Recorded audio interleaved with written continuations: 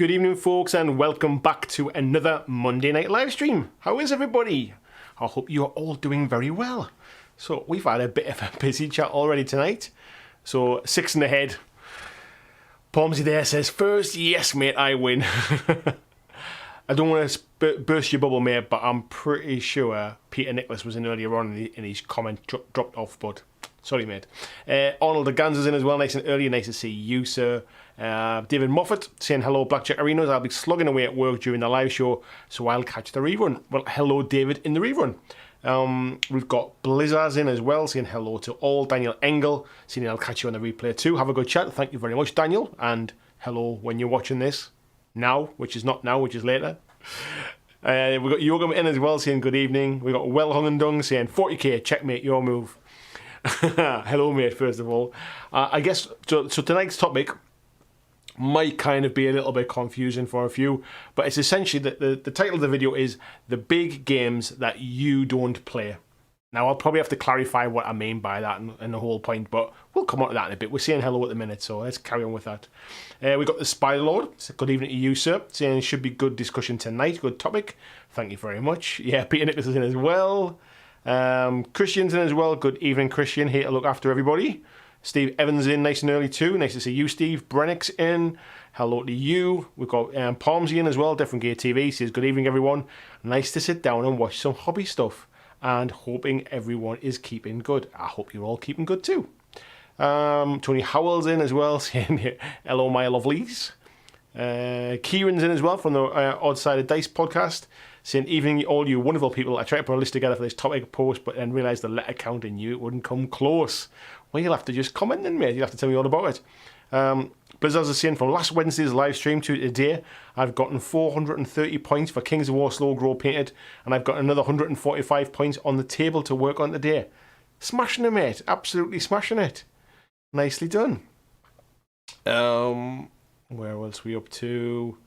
A bit of chat backwards and forwards there. Blizzard saying he didn't get anything done last month because of health issues, so he wanted to get caught up. That's the way to do it, mate. Mark Corley's in as well, saying hello. I hope everyone is well. Hello to Glenn Griffin as well. Josh Price, good evening to you.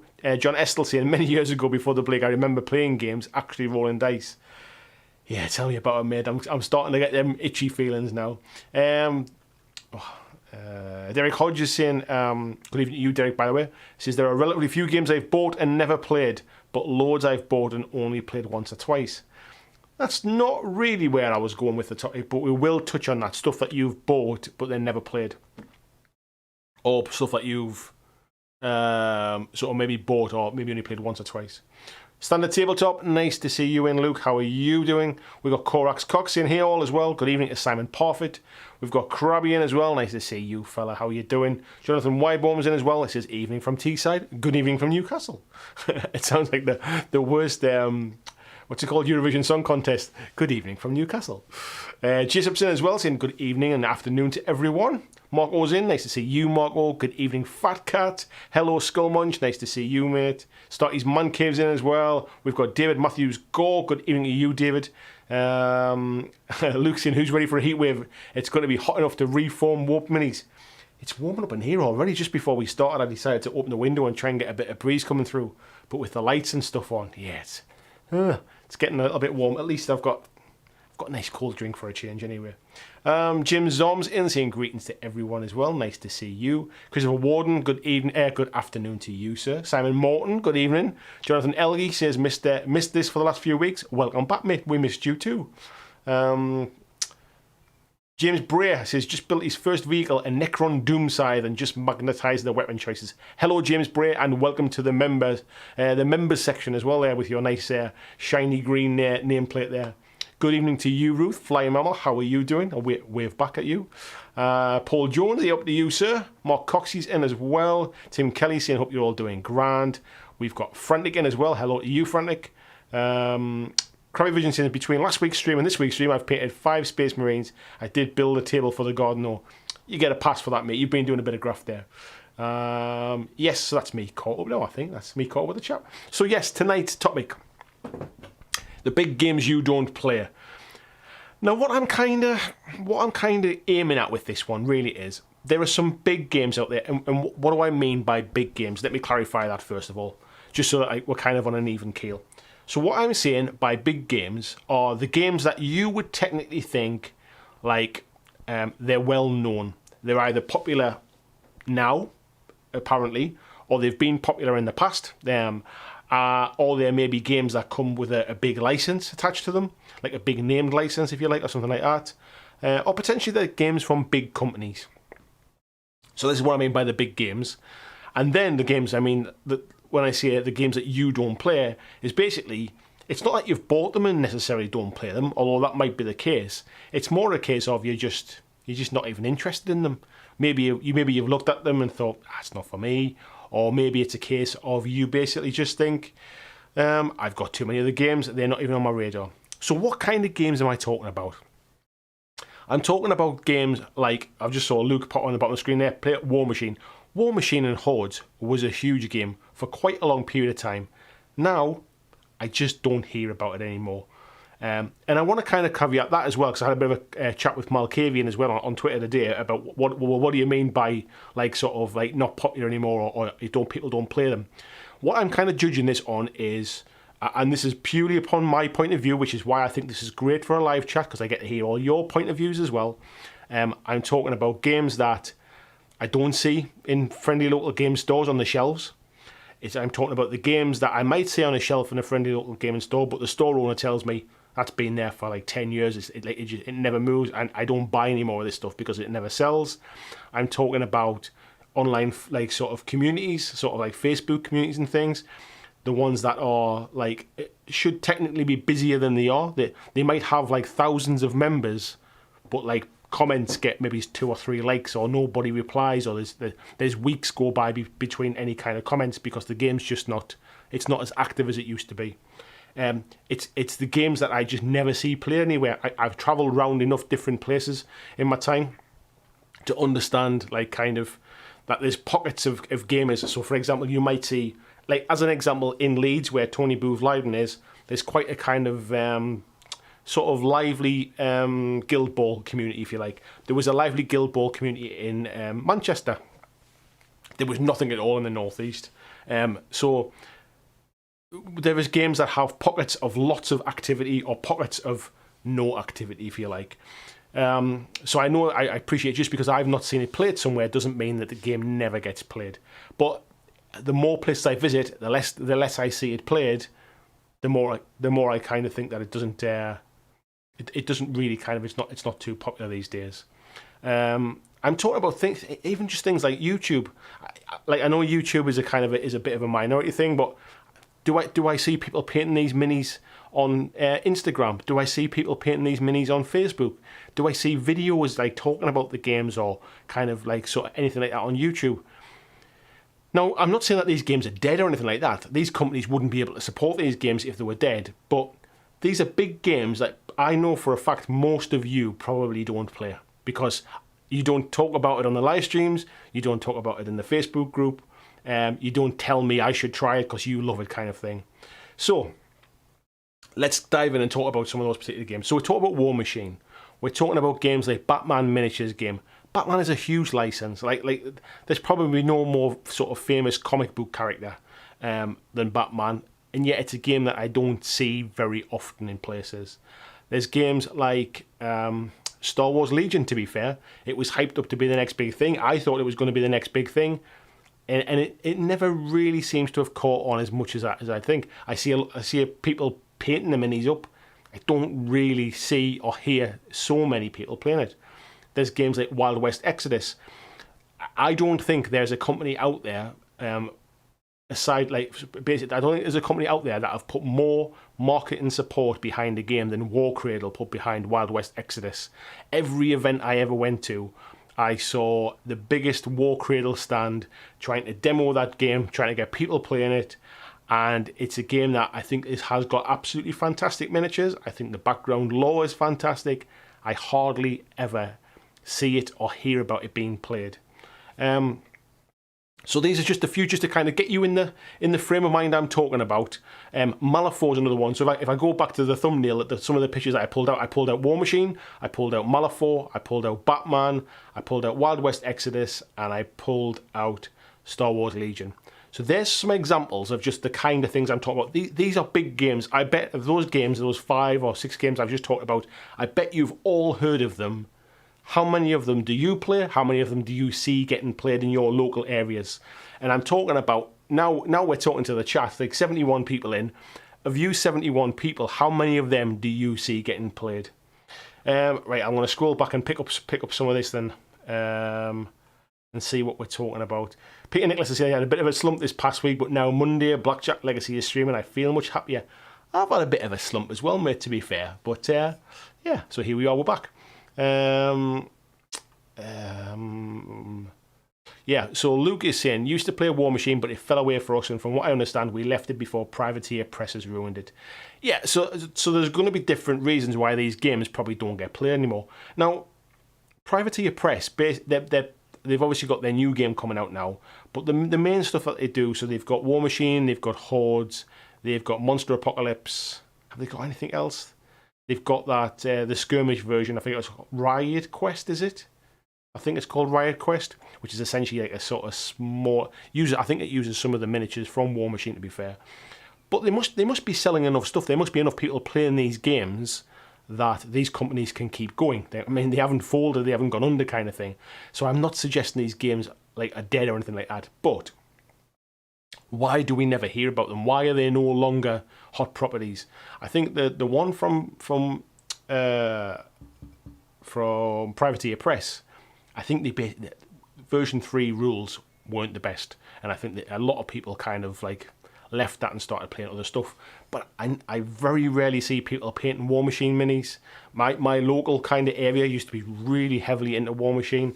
Never see a game getting played now. So that's kind of an example as well. Gene's in as well, says he's running silent because he's got some painting to do. Nice to see you, mate. Glenn saying, not a miniatures game, but Magic the Gathering is very popular in my local store, but I have no interest in it.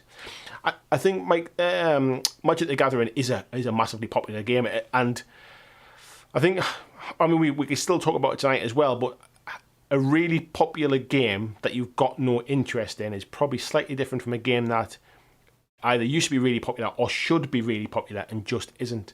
But yeah, Magic the Gathering is an acquired taste. I don't have any interest in it either. The idea of deck building and chasing kind of blind packs and stuff, I dabbled in it a little bit with Star Wars, Destiny. Really enjoyed the game, but yeah, it's a bit of an arms race to try and keep up with those kind of games. If you're playing them at a competitive level, which is what I was kind of doing, because the people I played with played at competitive levels. Derek is saying there's too many good games for anyone to play them all seriously. I agree. There are too many games for anyone to play them all. However, are there enough games to go around? So there must be some games really struggling, because either there's been a real boost in the amount of games that there are these days. So either we have had a massive influx in the amount of gamers, and those games are getting spread out amongst people, or there are some games that are just sort of barely surviving because hardly anybody plays them. And I would love to understand you never really get to see sales numbers and stuff. I'd love to know how many what kind of sales do things like Warmachine do? What kind of sales do things like Malifaux do? Because they're not technically bad games. Like I love Malifaux's universe, and I've heard good things about 3rd edition. I've not got around to playing it yet, but I've heard good things about it.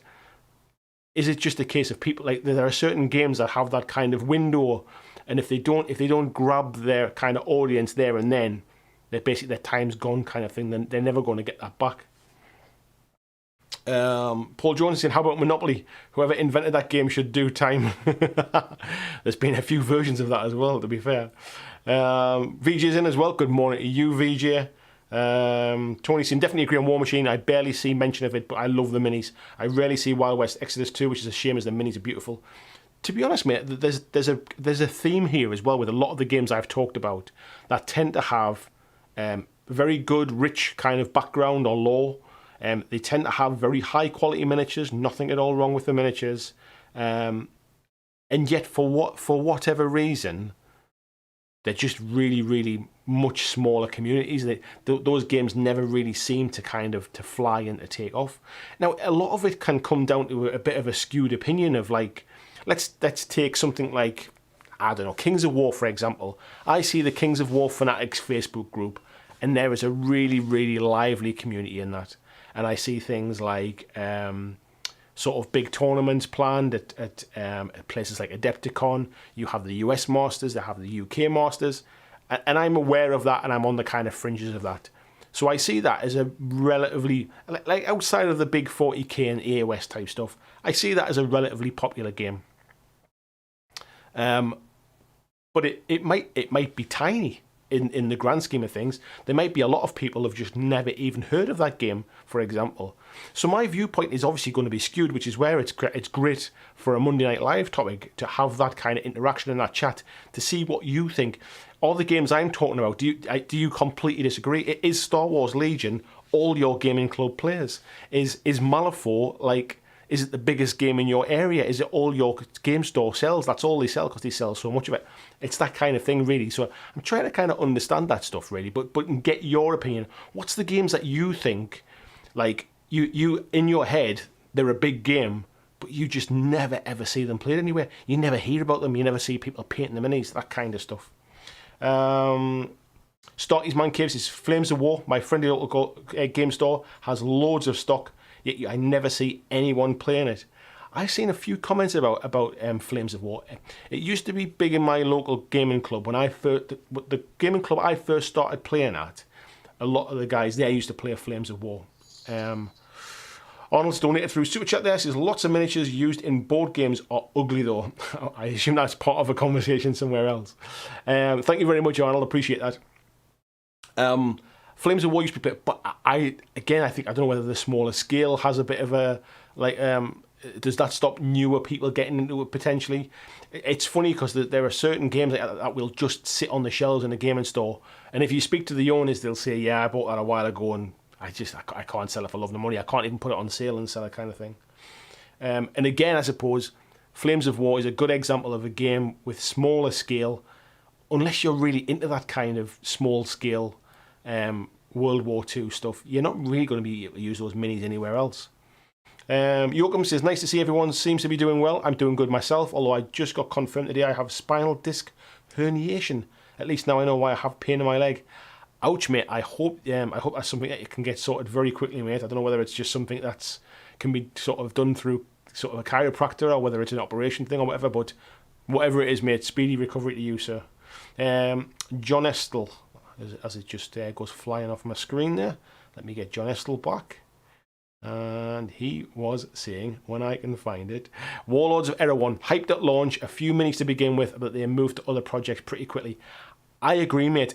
Warlords of Erewhon, I've seen people pick up the skeletons. I know Tim Kelly, who's in the chat, has mentioned he quite liked it, I think, from what he was involved. But it just seems to have almost disappeared without a trace. Like, I saw lots of stuff about it online when it was being released, so it's not like I'm not mixing in those kind of groups and stuff, but I never see Warlord talk about it. Like, I get the Warlord newsletter every week. I don't think I ever really see anything on it. It always tends to be Bolt Action, Blood Red Skies, Cruel Seas, all that kind of stuff on the newsletter. I never see them talk about Warlords of Erewhon. Will C. Hello, Will C. How are you doing? He says, Game of Thrones miniatures games seem to die after the TV show. I think one of the things with Game of Thrones miniatures games, so there's a couple of things with that. Again, one, beautiful minis, single piece plastics, really, really nice quality, a bit of a bigger scale as well, which was quite nice to see. Two, the rules, from what I understand, from what I've been told, some people say it's the best miniatures game they've ever played. They absolutely love the game.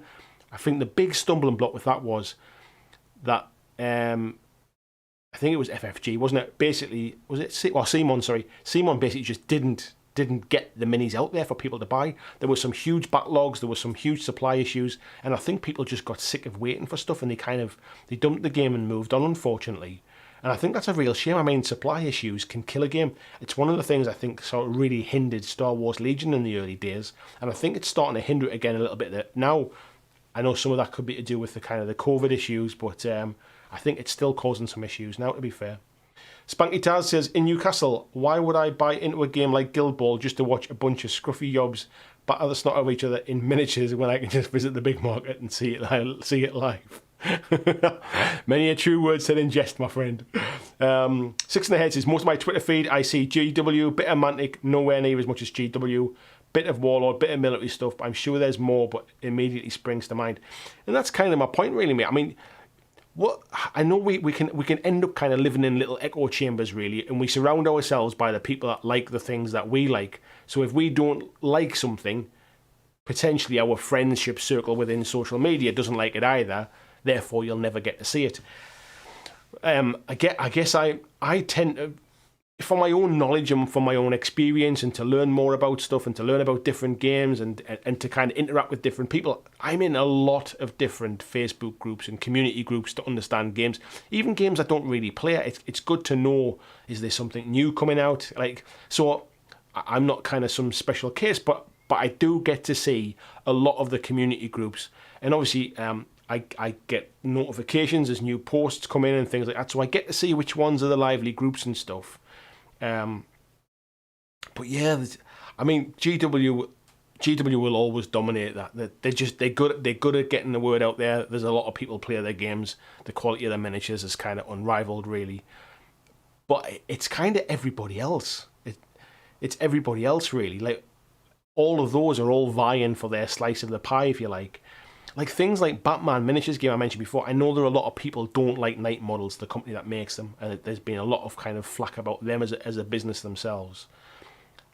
That said, it's Batman, and Batman has a big following.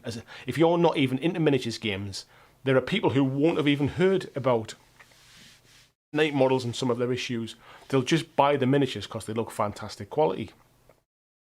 But I very, very rarely, if ever, see people painting and showing off the models. I mean, there's just been a new edition just come out again.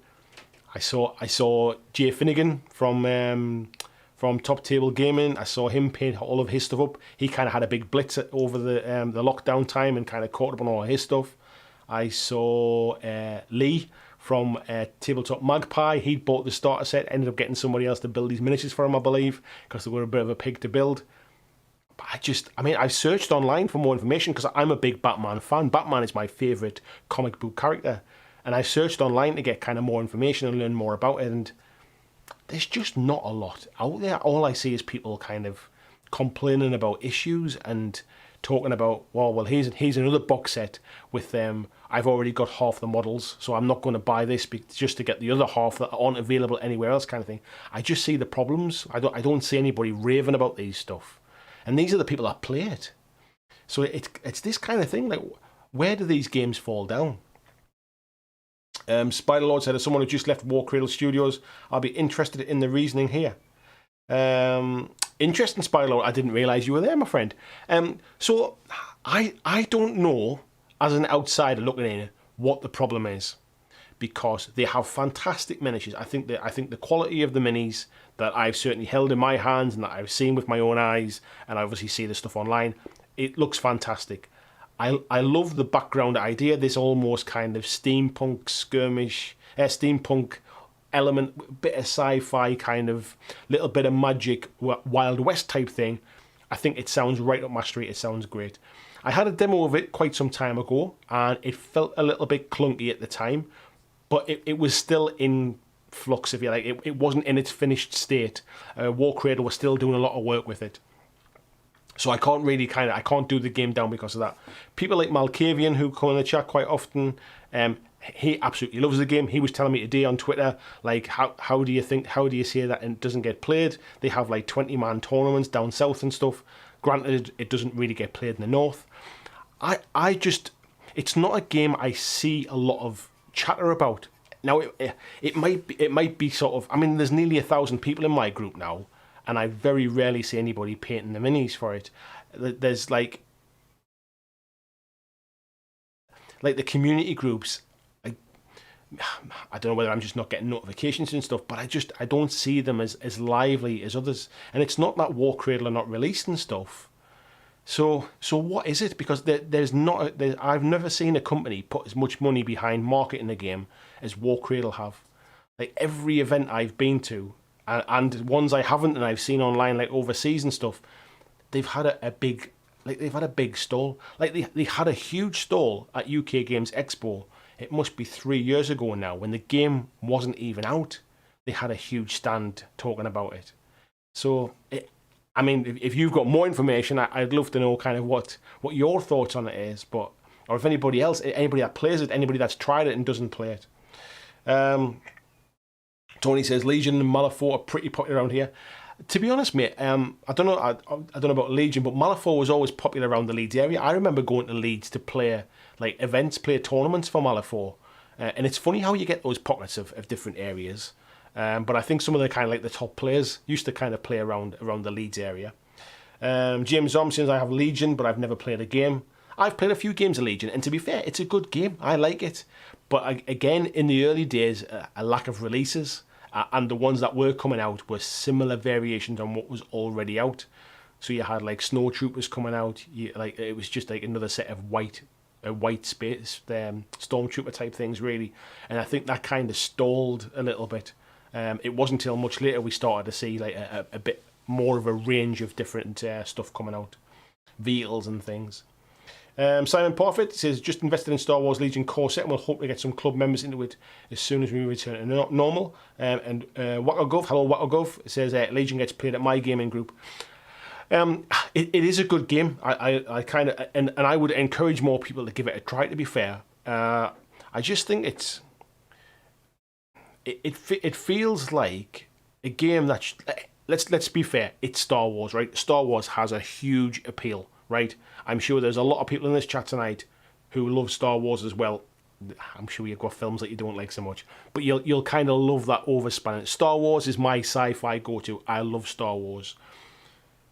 So what is it about the game that just doesn't make me want to play it? I'm quite happy to kind of, to have like models on my shelves. I'm quite happy to have like, I've got a big like a Boba Fett statue thing over there. I've got my Darth Vader helmet behind me here. You can just see it, So it's not like I don't like the stuff. I think sometimes it's just, when it comes to the game, it's all very similar. Like I quite like X-Wing, but the competitive nature of X-Wing with the people I played with kind of drove me out of that a little bit. I liked it better when I was sitting on the carpet with my older lads, just sitting pushing ships around. I had more fun with that kind of thing. Phil Morris says, I think Star Wars Legion tournament scene is pretty healthy. I know they had a big turnout at LVO before the lockdown. I think it's coming back now. I think certainly with the second core set coming out, it's opened up some more factions as well, and I think it's having a bit of a renaissance at the minute. But again, it took a bit of a whack with the lockdown stuff. The deliveries have been kind of delayed for quite some time with FFG. I think when they introduced the skirmish rules, I think that helped open it up a little bit as well. But from my side of things, like sort of in my local area, I have never seen a game of it played in my local area. Like my local gaming store have had like a core set in there and bits and pieces to sell. I never see anybody kind of anybody buying it, if you like. So maybe that's my kind of local kind of knowledge thing, but it just hasn't been picked up at all. There's a few people like. There's a gaming group of lads, basically, the Gotham to Samaria lads, who pretty much play any game going, and they'll play a bit of Batman, they'll play Star Wars, but it's the kind of games where they'll flit from one game to the other, constantly trying different bits and pieces. It's not like they've knuckled down and just picked that one game that they want to play all the time. Jason says, the only place I've ever seen Batman was at Gen Con, never seen the game played anywhere. Yeah, I think there was a couple of guys used to play it in my local area quite some time ago, but there was probably like 2 of them played it, and that was it. Nobody else was into it. Gene says, apart from Malifaux, each of the games mentioned are pushed by companies who have less than stellar reputations for interacting with their communities. There's a lot of that, I think. And I was chatting to this with Malkavian today, really is. Every game needs that kind of... that advocate, really, that community person who will push it in their local communities. They need somebody who absolutely loves the game to push it out amongst it's their local crowd, if you like. But that only works if there is support from the company as well. And if that like Mantic do a good job of engaging with their community. GW, to be fair, do a good job now of engaging with their community. But there are some companies who basically seem to put a game out and then just walk away from it and just say, well, it's there. Just go and buy it. I don't know what your problem is, kind of thing. And I'm being flippant with that comment. It's not that they actually say that, but it feels like. I mean, I think to be fair, Warlord are probably one of those companies that sometimes put things out there and then just forget about them. I think sort of Warlords of Erewhon is one of those games. I think some of the Judge Dredd stuff, it just feels like it kind of went out and then was never talked of again.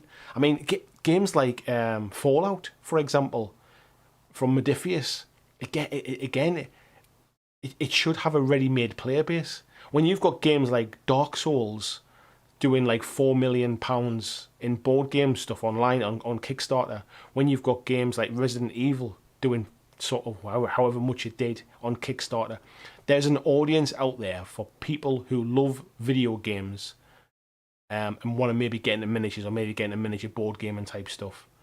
And yet, like, all I see from Fallout was, I saw people picking up the core set, like the starter set, and then just going, no, that's not very good. But I never see anything from Modiphius really pushing it. So, and again, I'm open to tell me I'm wrong, tell me you love these games and these companies are all over their products. I just don't see it, and I try to keep abreast of all this kind of stuff.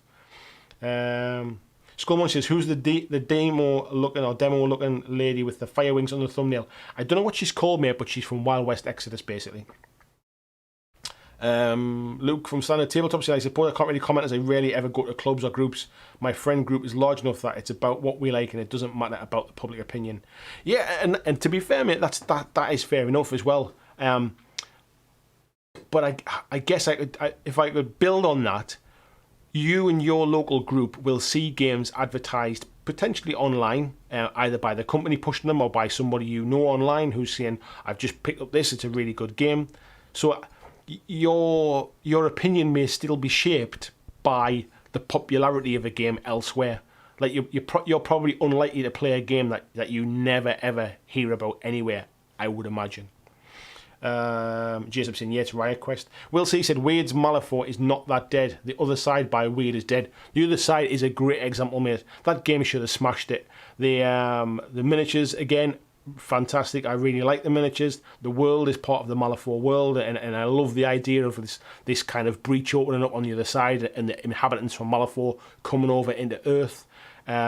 It was dead on arrival, basically. I think the Kickstarter was late. And I've never seen hide nor hair of it since. I've never heard anybody talk about it. I don't know whether they've walked away from it. I've got no idea, mate. Steve Evans says, I haven't seen any of the games being played, but so of our club members are collecting a Star Wars game. I love the Star Wars minis, to be fair, and I'd collect them just to kind of to have them, but yeah, I don't hear about it. Certainly not locally anywhere. Lizzie Bingham says, yeah, Wild West Exodus. I got the minis on my table, played it once.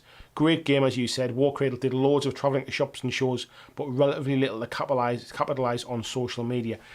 I find it strange that like they did a lot of work to get it in front of people at events, but events are a very small portion of the kind of the gaming community, if you like. They're a very small portion of it. And I didn't think they pushed their online stuff so much. I mean, they've got their own social media channels. They've got YouTube, they've got Twitter, they've got Facebook groups. I didn't really kind of see much, because it's okay going to an event and seeing a demo of it. But as we know now, kind of like the way lockdown is at the minute and stuff, people are sitting painting, they're spending more time online, chatting about stuff. If you get interested in a game, I bet sort of 90% of you lot, if you hear about a game you're interested in, you'll go on YouTube and you'll search for that game and you'll look for a battle report, or you'll look to see a review of it, or you'll look to see a painting guide, or you'll try and find out a bit more about it. And outside of probably Beasts of War, and probably outside of Battlehammer guys, I think there's very little in the way of Wild West Exodus content. Very, very little. And there has to be a reason for that. Like I've contacted War Cradle to ask them to see if they'd be interested in kind of in doing something with me, and they just said they had other commitments. They weren't interested in kind of even engaging in a conversation about it. So they must have plans, or they must have something that they do, or I'm completely missing it, and they've got stuff all over the place I just don't see. But yeah, I think that's a good example. Brennick says, rarely see Kings of War being played, and that's the most popular Mantic game around my way. I've never seen Dreadball on a table anywhere. I would agree with you about Dreadball, mate. I think games like Dreadball, even Dead Zone, to be fair, I think they have like kind of very small pocket communities as well. Like I think Steve will probably tell you that they're really popular where he plays, and he's got a very Mantic-centric club. But Kings of War, to be fair, Kings of War never used to get played in my neck of the woods either, and it's only through that local kind of Mantic group setting up and probably pulling together a group of people who were all interested in the game but never really got together to play it. So this is what I mean about it. It's not just about what do I see in my local area. Is there a thriving community online about the game? Is there a buzz from the company about their game? Are they engaging with the community? Is the community engaging back? So even if you don't see it locally necessarily, you're still aware that there are other people playing the game, if you like. Blizzard says, all I see played on here is 40k and Kill Team. I know there's an Infinity group and a Malifaux group, but the gaming scene is dead in my area outside of the Grimdark. Yeah, unfortunately, the 40k stuff, like the GW stuff, tends to kill a lot of that off, and it does that purely through weight of numbers. Gaming stores will stock all the 40k stuff, and they'll get rid of stuff off their shelves that's maybe a bit slower to make way for more 40k stuff that they know they can sell. And unfortunately, that's one of the reasons that we don't see. It's kind of like Catch-22. If the shop doesn't stock it, nobody will buy it. And if nobody buys it, nobody plays it. And if nobody plays it, the shop won't stock it. So it's that kind of weird vicious circle. And it's why GW dominates kind of friendly local gaming stores. Paul Inman, nice to see you, mate. This is a resurgent GW also claimed players back from Warmachine who'd previously become disenfranchised with and subsequently drifted away from GW during the bad years.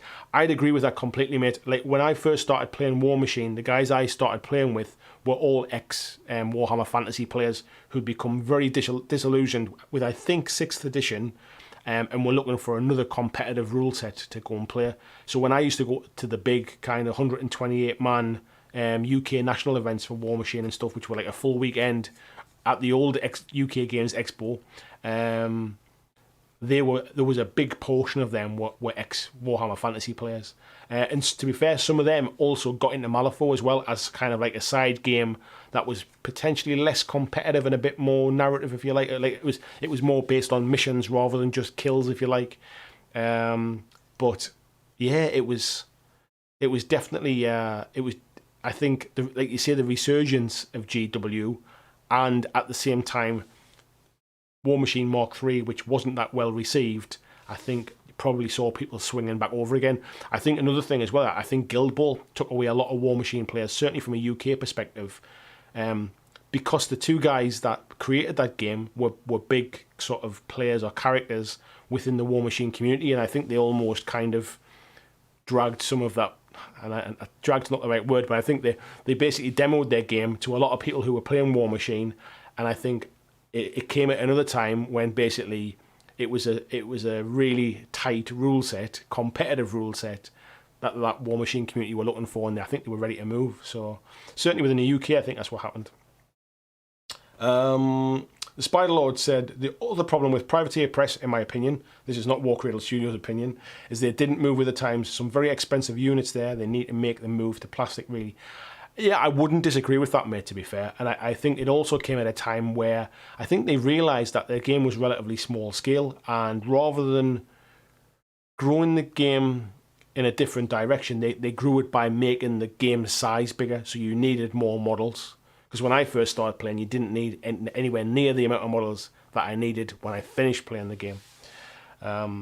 Jason says, I paint Warmer Horde models for fun, but nobody plays in my region. They're still brilliant minis, mate. I think they're great sculpts. Gene said, when I say reputation that relates to their production, distribution, hype versus delivery, or organisation of their communities being run by fanboys, BMG in particular for the last. Yeah, I'm maybe not as kind of close to some of the communities to understand who their key players are in this, or some of the distribution issues and things, because I don't buy them. But yeah, it's interesting that it seems to be the same ones that crop up. I would agree with that, mate.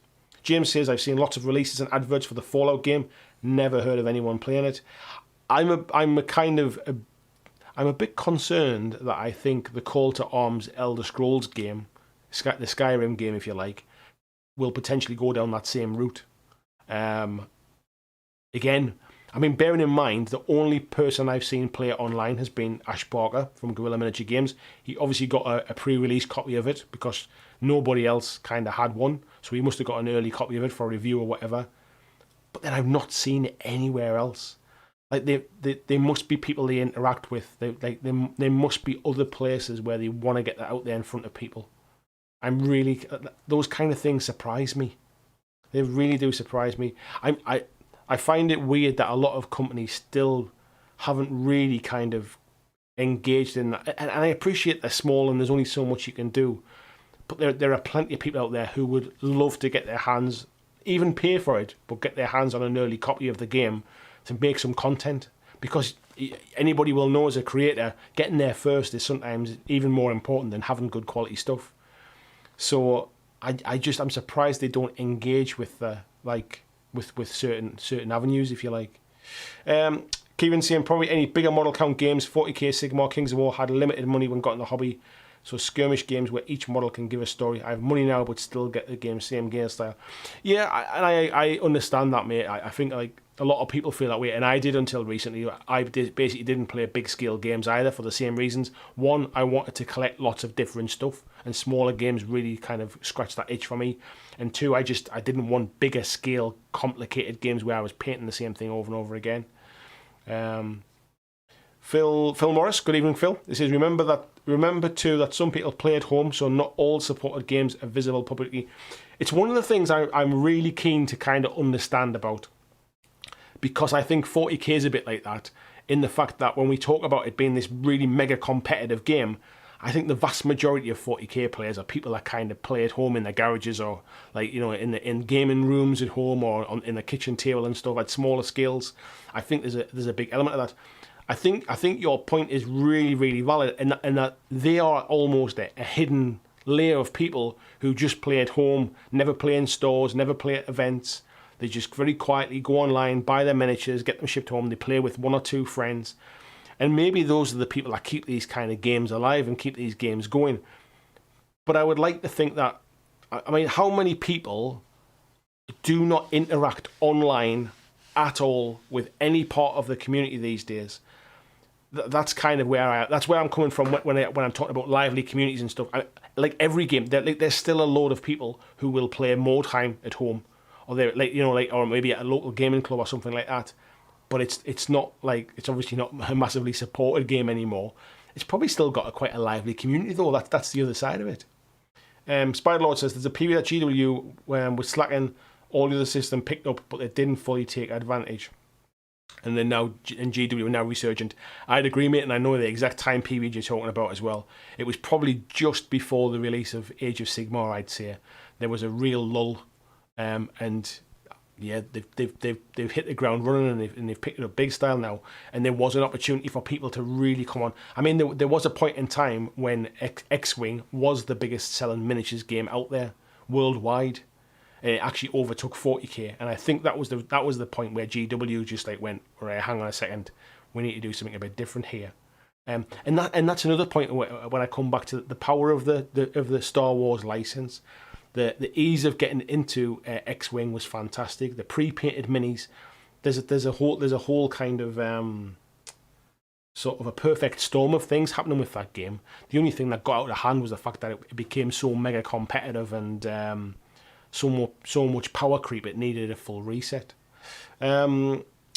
Ortega, hello Ortega, says just popped in to say hello, looking forward to watching the catch up. Thank you very much, Ortega. And I think you commented on one of my videos today as well. Thank you very much for that. Tim Kelly says good Star Wars Legion seen at my local store in Worcester. Hopefully we'll be there once you fully reopen. It's good to hear. To be fair, I might be completely wrong about Star Wars Legion then. So it's good to hear that it's kind of picking up a bit of steam. That's good because it is a good game and it deserves to be played. Antonio's in. Good evening, Antonio. He says, I have a ton of Warmachine, Malifaux and Wrath of Kings, all of those round lip bases. I'm painting Cricks at the moment, but to be fair, I'm going to use all the miniatures on Frostgrave. Yeah, I quite like the look of the Cricks minis. Cricks were the first faction I picked up for Warmachine. Brennick saying, I picked up starters for all sorts, as I've mentioned before, Dead Zone, Infinity Legion, Project Z, but can't get any interest in them. Trying to get people to buy into it is really hard because the people you're trying to convince are probably already playing a game that they're really enjoying, and maybe they're not actually even really enjoying it, but they've invested so much time and money in that game, they don't want to kind of bail on it, if you like. It's one of the things that keeps people playing 40k is like, I've spent thousands of pounds or thousands of dollars like over the last few years. I don't want to just turn my back on that. And I won't get anywhere near what I've spent if I sell it on, kind of thing. And it's one of the things that keep people sort of tied up in 40k. But yeah, trying to introduce a game to a new group of players, or trying to introduce a new game to a group of players is really, really difficult. Bloggy saying, hey guys and girls, hope everyone is doing good and are safe. The game that gets no love by me that I love to play, Star Wars Armada. Yeah, I've never seen that played either, but I am aware of it. It's been kind of popular, but it's not a game I've ever seen played, to be fair. Antonio saying the games just don't get played where he lives. Spylo says resurgence of board games for taking that non-40k time. Yeah, I think the emergence of Kickstarter, the ability for companies to get really high quality minis in board games, because all of a sudden they got an injection of cash through Kickstarter. I think that changed the landscape a little bit as well, to be fair. Good evening to you too, Rui. How are you doing? Will C says, Gale Force 9 skirmish game tanks. Got my local store to paint Flames of War stuff. Skirmish games breathe life into dead games. Tanks is not a bad little game, to be fair. But it would never really make me want to go on and play Flames of War, I don't think. Thank you again, Arnold, for that donation. Just getting to that part of the chat now. How far behind am I? I'm like half an hour behind now. There must be plenty of chatting here. Crabby said, I don't understand why Star Wars Legion isn't massive. Models look awesome. Yeah, and that's kind of why I included it in the list today, mate. But maybe I haven't got the full picture on that one. Then maybe it's growing more, but I'm just not hearing so much about it at the minute. Yogam says, never seen anyone play Warmachine or Malifaux, but it's always new stock coming on local game store's website, so I guess it sells. Yeah, I think it's hard to tell, isn't it, when it's like online sales? You've got no idea where that stuff's going. Krabby saying, is there a Star Trek game at all? There was a one called Attack Wingmate, which was essentially Star Wars X-Wing, but for Star Trek. I don't know if it's still going at the minute. Andrew Fairbanks is saying Warmer Hordes, but it's dying anyway, yeah. Spylord says, yeah, if you play a board game, you're not playing for the minis, but it's a quick, easy way to spend a couple of hours. Christian, that's just jumped off my screen there. Let me scroll back. Wow, there's a lot of chatting here now. Obviously, with all the stuff I was talking about. Christian saying you can support the channel from as little as $2 a month and gain access to the private Discord group. And we are 6 away from the 100 Patreon giveaway. We are. Anybody that would like to kind of support the long-term sustainability of the channel, as I've mentioned many times, and any new viewers now, this is my full-time job. I am supported by the community, and by you keeping me independent means I can pretty much say whatever I feel like without any kind of worries that basically, well, I don't want to upset this company because then they might not sponsor my next video, kind of thing, like some other channels have to do. So yeah, that's what helps me to keep the lights on and keep this all going. So thank you very much. If you do have any questions about Patreon, please either ask me privately or ask in here as well, and I'll answer any questions you have, because I know some people are a little bit concerned and maybe don't understand exactly about it or why I'm using Patreon. Tony says, Spylaw was saying Modifius do Star Trek models they're used for an RPG. Tony's saying, do you wonder if popularity is driven by competitive play and tournaments? Not sure if that's the case. I think people think it is. However, when I see events, it's not like we have like 1,000-player events. It's not even like we get that many 100-player events outside of something like 40k or maybe AOS.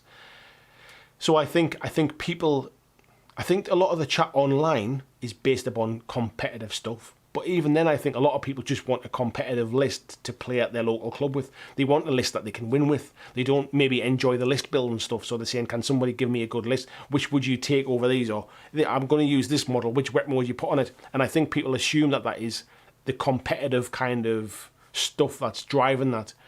However, I think first and foremost, are the models good? Is the rule set like sort of decent? Is it easy enough to pick up, and is it fun to play? And can I get people to play against? I think that's kind of like the Holy Trinity, really. And if you can get maybe 2 out of those 3, that tends to get a game up and going. Like just having nice minis isn't enough. Just having a good rule set isn't enough. If you can get somebody to play it, you're probably already halfway there, regardless of which one of the other 2 is what ticks the box and gets it over the line, if you like. Anabolic says, I have zero interest in GW's big games. I find that to be tactically and strategically shallow, as well as being horribly balanced compared to what else is out there. Yeah, I don't think anybody would suggest that they are perfectly balanced games, but are they fun? Like, there are a lot of people play them, so they can't be all bad. And playing a game isn't always about it being tactically perfect or perfectly balanced. Sometimes it's just about playing a story, having a bit of fun. So if that's the kind of game you want, I can completely understand why it's not for you. Marco says, I feel like games like Malifaux and other fantasy ones survive because of hobbyists and D&D players. That's an interesting take, mate. I'm maybe not aware just how big an influence D&D players have on picking up models, or just how many people are just out there painting. I think it's a conversation that I think Luke started off in the Facebook group today about, like, I'm actually not that bothered about playing games anymore. I'm just enjoying it as a hobby. And I think there are more people out there than you know. And maybe that's one of the reasons why we don't hear about those games. Ruby says, in Lisbon, 40k and AOS are popular. It's really hard to find other games. Yeah, I can imagine that's quite difficult. And it does basically just mean that you end up with a bit of an echo chamber of, like, I want to get into the game, and what do people play? Well, we play 40k or we play Age of Sigmar. All right, well, that's what I better play then, kind of thing. Starty saying KDM, is that Kingdom Death something? Luke saying, I think it's hobby thing. A few things stand the test of time. We're too much like magpies, always looking for the new shiny. Even if you're in GW, you still look for bigger, better within it. Yeah, and I think that's a fair comment as well. I mean, there's no surprise that GW releases something almost on a weekly basis, and people buy that stuff. They're constantly looking to buy some new stuff for the game. It's probably even just that kind of that feeling of, like, you know, I just want to buy something new, really. Spiderlord says quite a bit about Game of Thrones was availability. Asmodee, yeah, I couldn't remember if it was it. Did Simon make the game, but Asmodee distributed it? Is that what it was? Tim Kelly says Warlords at Era 1 is good. Basically, bolt action fantasy. The minis are absolutely awful. They should have pushed the fact that you can use any minis.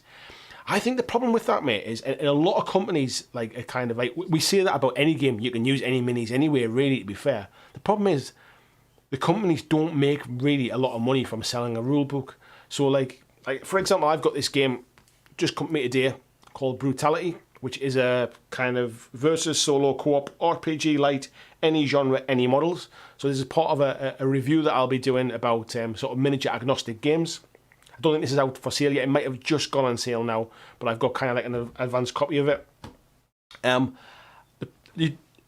Big companies won't make enough money from books, so they try and sell model lines. I mean, that's GW or a model company. That's where they make their money, selling models. If they just opened up the doors and just said, well, there's just the rules, just use whatever minis you want, it almost, like, it kind of folds in on itself. So I'm not surprised that Warlord didn't do that, but what they didn't do was push their model range well enough.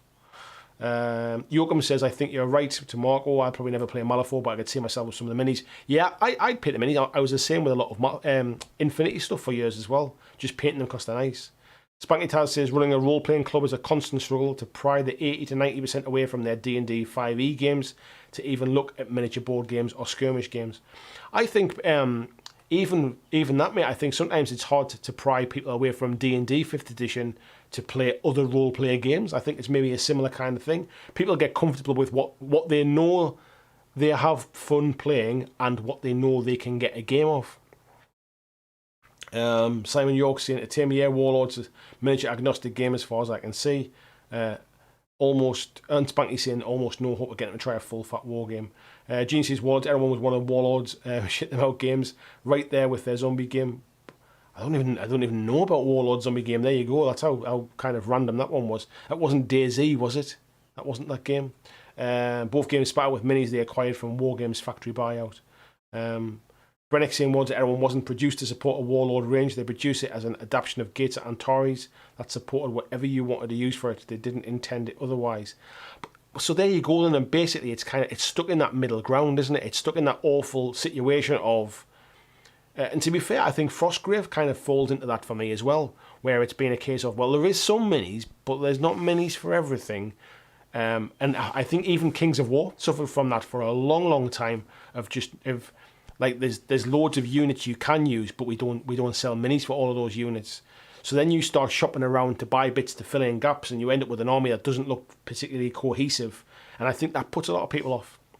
Redwell saying The Walking Dead. Hello, Redwell, by the way. The Walking Dead. I think The Walking Dead is one of those games that you is probably like a house game. People play it at home. There are some events for it. Like there's not a lot. I think there is a very lively community for it, but yeah, you probably don't see much of it online. To be fair. Pomsy saying it just dawned on me how many people I follow seem to only build and paint GW. It's unbelievable, mate. I think sometimes I mean our community here are a real open-ended. We talk about any game that's out there. There'll be some games that we love. There'll be some games that we just don't enjoy. We don't get on with. But I think we're all open-minded enough to kind of look at the entire range of stuff that's out there and pick and choose the things that interest us. But I think because of that, what we don't get in this community really are the people that are just purely 100% GW fixed. I will never buy anything else except GW. They tick all the boxes for me. Why would I look anywhere else? And there are a big portion of hobbyists and people in the community out there who do find that GW gives them everything that they need, and they're not interested in anything else. And all power to them, really. I mean, if they're enjoying their hobby, then they're doing it right. But yeah, I think there's more people like that than you'd imagine, mate. Spider-Lord saying, as Andy says, you have to support games, give people a reason to play it. Nice minis aren't enough. Yeah, 100%, mate, 100%. Paulie P, nice to see you, sir. He says, me and two friends bought in a Bushido during lockdown with the hope of getting the rules down and miniatures finished for when social bubbles get bigger. Bushido is another one of those things. There was a second edition of Bushido came out a little while ago, and I've heard loads of people talking about it. I've heard on Average Gamer Podcast, the guys on there, Lee Russ, one of our Patreons as well, and sometimes in the chat. I think he was chatting about it. But again, I don't see anything online for it. I don't see people painting this stuff. I don't see people talking about it. I've heard it's a good game when I first heard about the demos of the second edition, but I don't know why they as a company wouldn't be pushing this out to try and get people talking about it. If they're a small company and they can't get it in as many hands as they'd like to, I think it's GCT Studios, isn't it? If they can't get it into stores to sell, all that kind of stuff, just get it onto social media, get it in front of people's eyes, and I find that I don't know if that is that just a trait of companies that haven't quite adapted yet. Am I sort of in social media and stuff like that, and I have a different opinion upon it? Do I see it as more influential than it is? I'm always kind of exploring all these things to understand what makes sort of people tick, what makes things work. Bloggy saying 90 models is a joke. Thank God a good company got the Marvel license. Yeah, you say a good company got the Marvel license. They're a new company. We don't know a lot about them yet. They're essentially old privateer press people who were. I'm not going to tell the story in case it's not completely legally accurate. But it's maybe I don't think we know enough yet to say that it's a good company. I think they haven't done anything too wrong anymore so far. But the game, I want to see how it develops, because it's not a cheap game to get into. Good evening to Mark Burkle as well. Hello, fella. Starting to say about BattleTech. I know one person that plays it. I keep hearing about BattleTech, but it's a game I know nothing about because I don't think I've ever even seen a BattleTech model. Spider-Lord says, Knight, lovely models, terrible QA. Yes, I would comment on that as well. I would compliment that as well. Same issue with the Harry Potter game as well, to be fair. Beautiful models, terrible QA. Gene saying, after Grey for Now got Test of Honor back, Warlord added their stinker samurai models to Warlords of Erewhon. I'm not sure why. I think the ugly halflings before that another company's cast off. I think they bought a few kind of smaller companies up over the time, haven't they? GNC and Night models, I could hate them all day. To be fair, I've had no interaction with Night models whatsoever. Other than I spoke to them at the UK Games Expo a couple of years ago. I spoke to their sales director, I think it was. She seemed really keen, asked me to drop her an email. I dropped her an email, she never replied. that's the only dealings I've had with Night models. Lizzie said, it's odd we live in times where there are so many more games out there now. It's nearly mainstream now. Yet going to pre-lockdown games nights, I see less variety of games being played. And I think that is like, we can't even liken it, or maybe we can liken it to video games, that there are certain games that just steal the kind of the player base, if you like a new COD game comes out and everybody plays the new COD game, if you like, or there's a new, or maybe you can even liken it to it, sort of when Call of Duty and Battlefield come out, there are people that like, maybe that's not a fair comparison because they're both really good games actually, maybe like if you talk about FIFA and PES as an example, new FIFA comes out, everybody flocks to it. They like all the shiny stuff, all the kind of licensed stuff, all that kind of things. But if you speak to kind of the hardcore players, they'll all tell you PES is a much better game and it plays better. It just doesn't look as nice and shiny. So FIFA steals all the limelight. PES seems to kind of always, year after year, seems to just be the also ran, like the maybe next year kind of thing. Is that like what happens within tabletop games now? Is that basically it doesn't matter how good the game is, people are just so ingrained in the, 40k is all I need. Like, it's sci-fi, I'm fine with that, I don't need anything else, the models are beautiful, I don't care that the rules are not as good as something else. The Spider-Lord says, War Cradle have the best non-boutique resin on the market, bar none, it's amazing. I would agree, mate. The quality of their sculpts is fantastic, and I'd quite like to give Wild West Exodus another try, really, to be fair. So it's something I might look into in the future.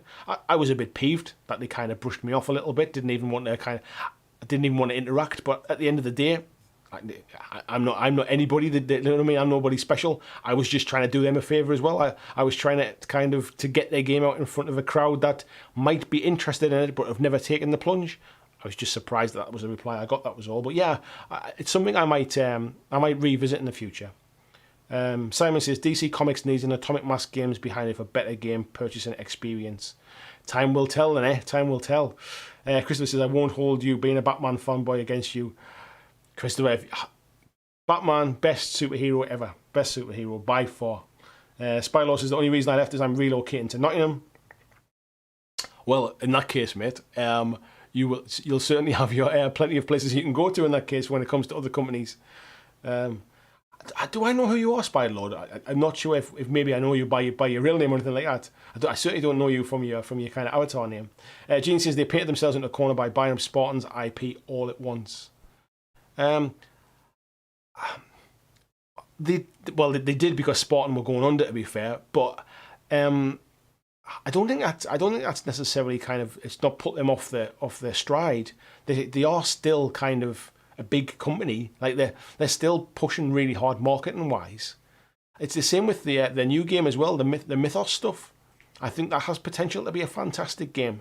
But outside of them posting a couple of like kind of teaser pictures, I've not seen them get it into anybody's hands. I've not seen it played. I've not seen a demo. I've not seen rules for it.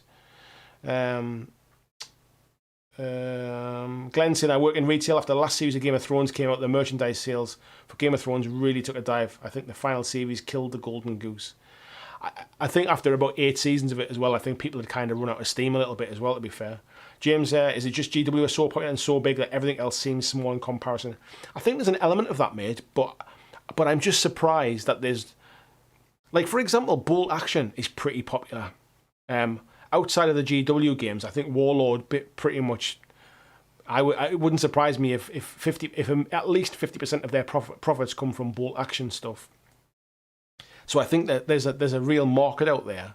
I'm just surprised that there's not other games like for example, I guess X-Wing was there a little while ago. I'm surprised there's nobody else has managed to kind of rise up, if you like, and really clear. Even if they claim that kind of a solid third spot where Warmachine used to be, I'm surprised nobody's managed to get to that point. Tony says, I can attest to the beauty of the War Cradle minis. I've done Wild West Exodus and Lost World Exodus, and the minis are beautiful. Yeah, I might have to pick some up just to paint them, to be fair. Spoiler, this is another problem with Legion is lack of variety in factions. Completely agree, mate. It's one of the big issues with a lot of games, to be fair. Like, in theory, games like Starship Troopers and Aliens should have been fantastic. However, like Terminator, it should be fantastic. Big license, great idea. But then essentially what you get is you get one versus the other. You get Bugs versus Marines. You get Marines versus an Alien. You get Terminator versus the Resistance. When you're limited with two factions, you need a minimum, I'd say 4 factions to get a game off the ground.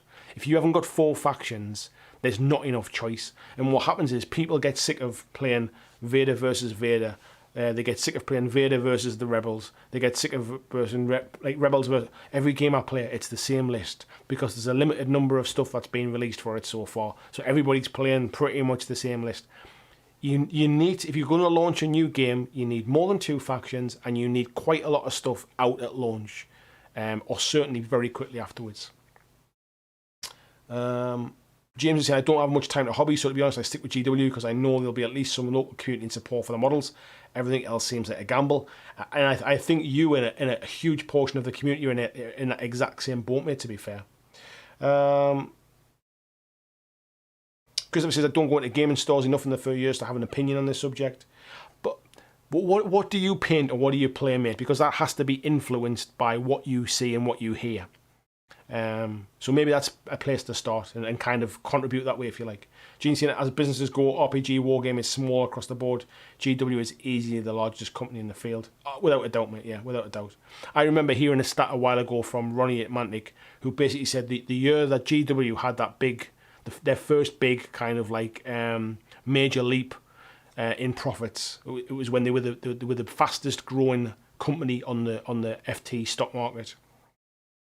They gave a bonus out that they shared between all of their staff, and the bonus that they gave out was bigger than Mantic's turnover for the company for the entire year. And that kind of gave you some kind of a size and scale comparison, that they were basically giving a bonus to their staff bigger than Mantic's turnover. And Mantic isn't, they're still a small company, but they're not like, they're not scratching out a living kind of thing, you know what I mean? They're selling stuff. Spider-Lord saying, personally tried lots of other systems and played them a bit, but the background never grabs me. I can't get invested. So Spider-Lord, I saw you say it, or you always end up going back to GW. As somebody that's kind of been in and around other gaming companies then, like from Warlord, not from Warlord, sorry, from War Cradle, what makes you not want to get in that game? Because you've already said how cool the minis are. Is there a reason why you wouldn't want to do that? Sean Blake, nice to see you, mate. And he's saying ATA Walker 2. Noxie saying he's a bit late, but just made it. Gillian's in as well, saying you've got too many Venn diagrams going. A fan base doesn't equal a miniature base. No, and I agree, but what it does is it creates talk, it creates hype, it creates a starting point for marketing to build on. So, for example, if I release a game and it's a made-up world that I've created myself, I have to do a lot of groundwork to try to sell that idea of what I'm trying to do to you. Or I can go out and I can buy a license for, let's just say off the top of my head, let's say Marvel. I can go out and buy the Marvel license, and I can say I'm making a Marvel game, and you go, right, I know what you mean. Right, now show me the models. What's the game about? It's that point of like, you've already kind of got my attention now because there is already a fan base for it. That's what I mean by when we're talking about that kind of stuff. So it doesn't necessarily equal a miniatures base, but what it means is there's a starting point to get people interested. So from that point, the games should be bigger, is my point. Gene saying 2 factions that weren't filled out with cool stuff on start, 100% mate. I'm going to skip ahead a little bit because I think we're running way behind. Star Wars Legion lacks character and depth. Yeah, this is kind of stuff I was saying before. Gene saying the scale change pissed in some potential players' cornflakes. From Imperial Assault Legion, and I get why they did it as well, to be fair. But Anabolic says War Cradle completely changed the rules for WWX, and the art direction changed quite a bit too, for the worse. Either one of those things might be responsible for the new edition not being loved. They did completely change the rules, and they did change the art direction. Personally, I like the change of art direction, and I think that one of the problems with the rules was basically when it was Outlaw Miniatures who had it, it grew a bit too fast because they grew through Kickstarter, and there was too much kind of sort of rules creep, trying to catch up by putting a whole host of new stuff into a game without being ready for it, I think. What War Cradle did was, to be fair to them, is they took everything that was available and then kind of built the game around that. And to be fair, I don't think they necessarily did a bad game for it, and I don't think it's about it not being loved. I just don't see it played very much. And like I say, I could be completely wrong. I would love to be completely wrong. I'd love for all the games I'm talking about tonight to have massive communities dotted around that I'm just not aware of, because I want to find out about them. Like if I take it down into a really kind of small kind of portion, if I like, if I do a video on a Games Workshop product, it will always get significantly more views than a video I make about a non-Games Workshop product. That's just there's a basically, in considering that my community is largely not GW players, that just shows the imbalance. They're so far, like they are so much bigger. Even within games that are not GW, I know there are certain games I can talk about that will get more views than other games, for example. It's not why I do them, but I do understand like what will happen. Silence X-Men was the last serious game I played, finishing back in 2014. I lived in a place with easy access to a club, which I don't have now. I bought a lot of starter sets for various games since. Arnold saying, do you really see Lord of the Rings played often? I don't personally, but there is a very big, vibrant community for it. Like within the Manchester Leeds area, huge big Lord of the Rings kind of communities and stuff. And because I'm friendly with like Jay and Steve from Top Table Gaming, who are big into Lord of the Rings, or certainly were, I'm more aware of that. So I think it's bigger than you probably imagine. And if you go to their like the Lord of the Rings like sort of Facebook communities and stuff, it's a very lively community. GW keep releasing new miniatures for it. They've kind of embraced it now, I think, for quite a long period of time. It kind of sat in the background and didn't do anything until the Pelnor Fails box came out again.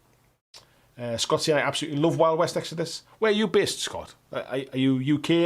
Are you somewhere else? It'd be good to get an idea of whereabouts you are for that. Christian just sharing the link for to grab a t-shirt or a hoodie as well to support the channel. Thank you very much, Christian. I'm going to try and get some new designs up in the next few weeks as well. Spanky Taz says, the way you feel about Star Wars and Star Wars Legion is how I feel about 40k. I love the novels, but I've never been drawn to anything 40k bigger than skirmish size. Yeah, to be fair, I'm dabbling in 40k now as well, trying to learn a bit more about the background, because I do love the minis, to be fair. Where are we at? Christian saying he got his t-shirt a couple of days ago. It really is great quality. Thank you very much, mate. Not as good as some White Versace ones. Not as expensive either, mate, to be fair. Greg Cherry says, I just picked up Judge Dredd starter box and was very impressive. Kind of bought it on a whim and didn't expect the depth of the rule book while being quite simple. Thank you very much, Pomsy. Much appreciated for that donation. You're a legend. Thank you. I think Judge Dredd minis are beautiful. I've seen them being painted by the studio painters firsthand. They are really, really nice, and I think the game is based around the Strontium Dog rules, but it's another one of them games that I saw them kind of launch it with the same kind of talk that they did when Warlords of Erewhon launched, and then I've never heard from it again, sadly. Silent Simon saying, I feel Modifius are still supporting Fallout. New miniatures coming out, but I agree about it not appearing to be played much. Do you know what? If there is new miniatures coming out, I never hear about them. Like that in itself speaks volumes. Like when companies on a weekend, it seems every Saturday, all the different gaming companies and all like the stores, if you like the Element Games, the Wayland Games, the Goblin Games, everybody else, they all send their newsletters out about new releases. It's always nearly all 40k stuff. There's a smattering of, there's a bit of Mantic stuff in there at times. There's maybe a bit of Warlord stuff in there. I see nothing about, say, Fallout, for example. Like, I'd like to think if the companies are releasing something new, they're not just relying upon the people that play the game to tell them about it. The people that play the game will find out themselves. It's the people that don't play the game you have to tell about it. James is saying, I avoid Steamforged products like the plague now after Dark Souls Kickstarter. I appreciate that Kickstarter was a bit of a nightmare and still continues to be. But to be fair, they've not really fell down that same path again. It was like their first big thing, I think, and they've been playing catch up ever since because of it. I backed the Resident Evil 2 stuff and it shipped exactly when I was expecting it. I think the God tier stuff I don't think was too bad.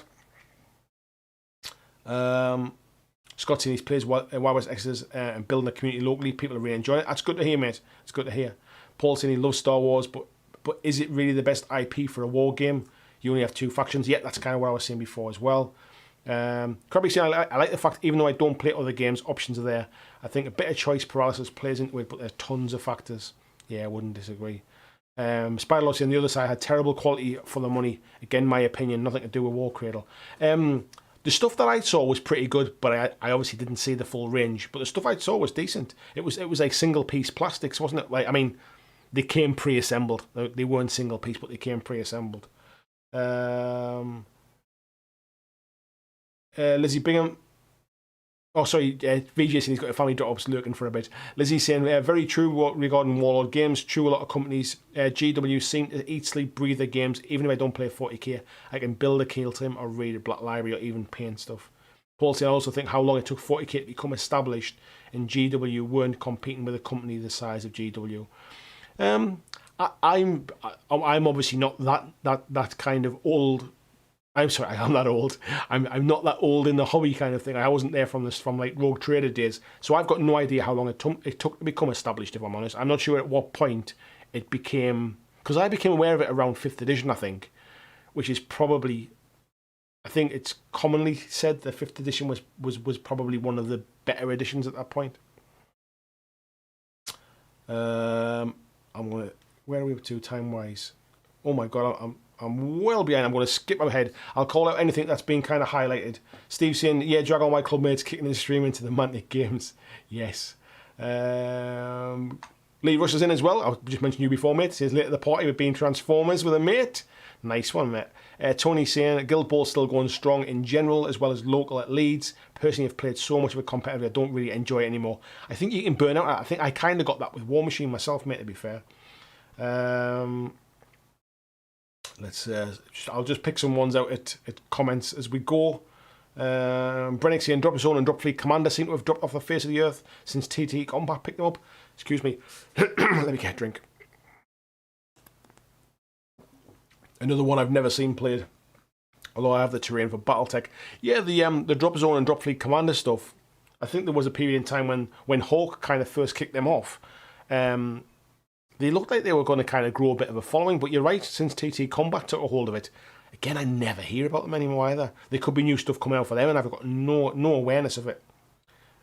Speaking of which, games like sort of Carnival, whatever it's called, from TT Combat,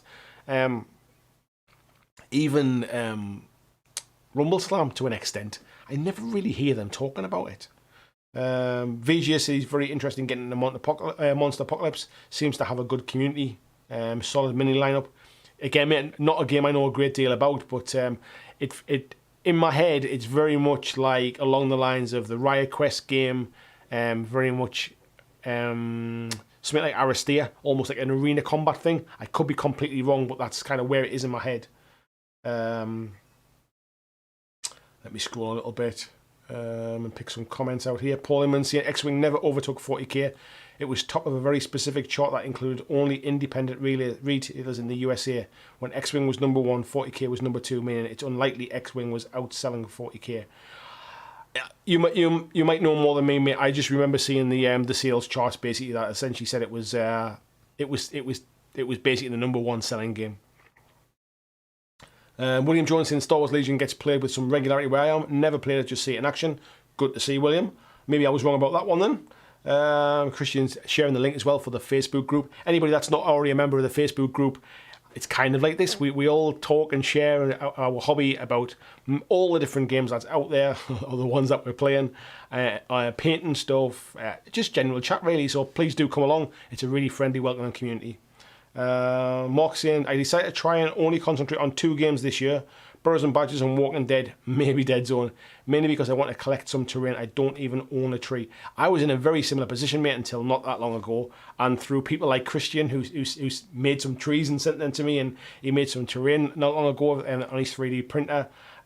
Things like I've picked up, obviously things like the Warcry sets and bits and pieces. I've kind of built up a bit of terrain over time now, but it's like there's certain games that I don't have enough to kind of have a full setting on it, and thanks to people like Christian sending me stuff, it's kind of helped me get to that point now. So hopefully once the lockdown stuff ends and I can start to get people to play games, I can start to kind of get some of those games on camera and stuff as well. But yeah, I think focusing on a couple of games that where you can, especially ones where you can use the terrain in different places. So the Dead Zone one is a good example where I've got some Dead Zone terrain.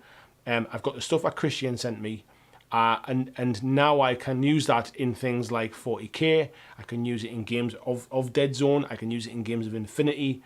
Sci-fi gaming that I'm kind of starting to get probably more covered on now. It's when I play games like, not so much Warcry, but before I bought Warcry, obviously I played quite a bit of Vanguard, Kings of War Vanguard, and I had next to no kind of fantasy terrain for that kind of stuff.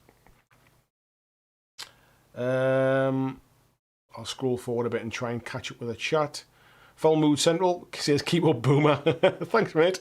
Jimmy G saying, Oathmark's a great game that's trying to break into the mass market battle market. It's a game I want to get into. I love Frostgrave, but I'm willing to see how the community locally develops.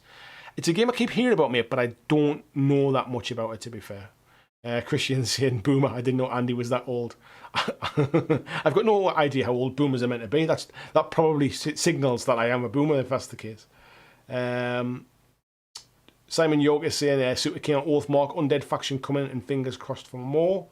Tony saying, I'm looking to pick up some Carnival minis. I like the look of them. They're resin, and I'm curious. The ones I've seen, mate, are really, really nice quality as well, to be fair. Michael Burke, nice to see you in, Michael. Says Flames of War doesn't seem to get much love these days. Does anyone still play it? We mentioned it very briefly at the start of the show. It was something I remember seeing people play when I first got into the hobby. But yeah, I don't hear about it so much. Is Team Yankee part of Flames of War as well? I hear about that now and again, but no, I've not really heard much about it. Where we at? Christian sharing some links there as well. Thank you very much, Christian. Gene saying, state of mind. I got a year on you, Andy, and I'm not a boomer. I am old by my age, but I don't feel old. Well, that's different. Yes, I am definitely Gen X. Thank you very much, Paul Inman. keep me right. VJ says Monster Polis is basically miniature Godzilla Pacific Rim with monsters fighting big robots. Pacific Rim. There's another game that you never hear anything about. That one there, that came with pre-painted minis as well. Spunky Taz says, as a fellow North Tyneside Denzian, if you ever need anything 3D printed for your tables, just ask. Thank you very much, Spunky Taz. I appreciate that. Jason saying, anyone playing mini games like Ghosts of Arpeggio, or Dracula of America. Get my words out in a second.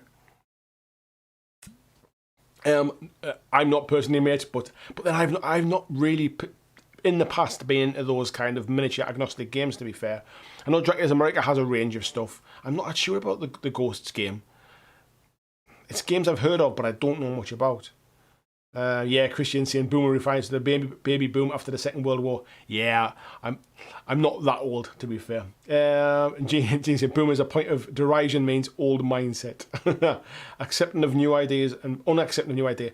Yeah, I'm old, but I'm not unaccepting, that's for sure.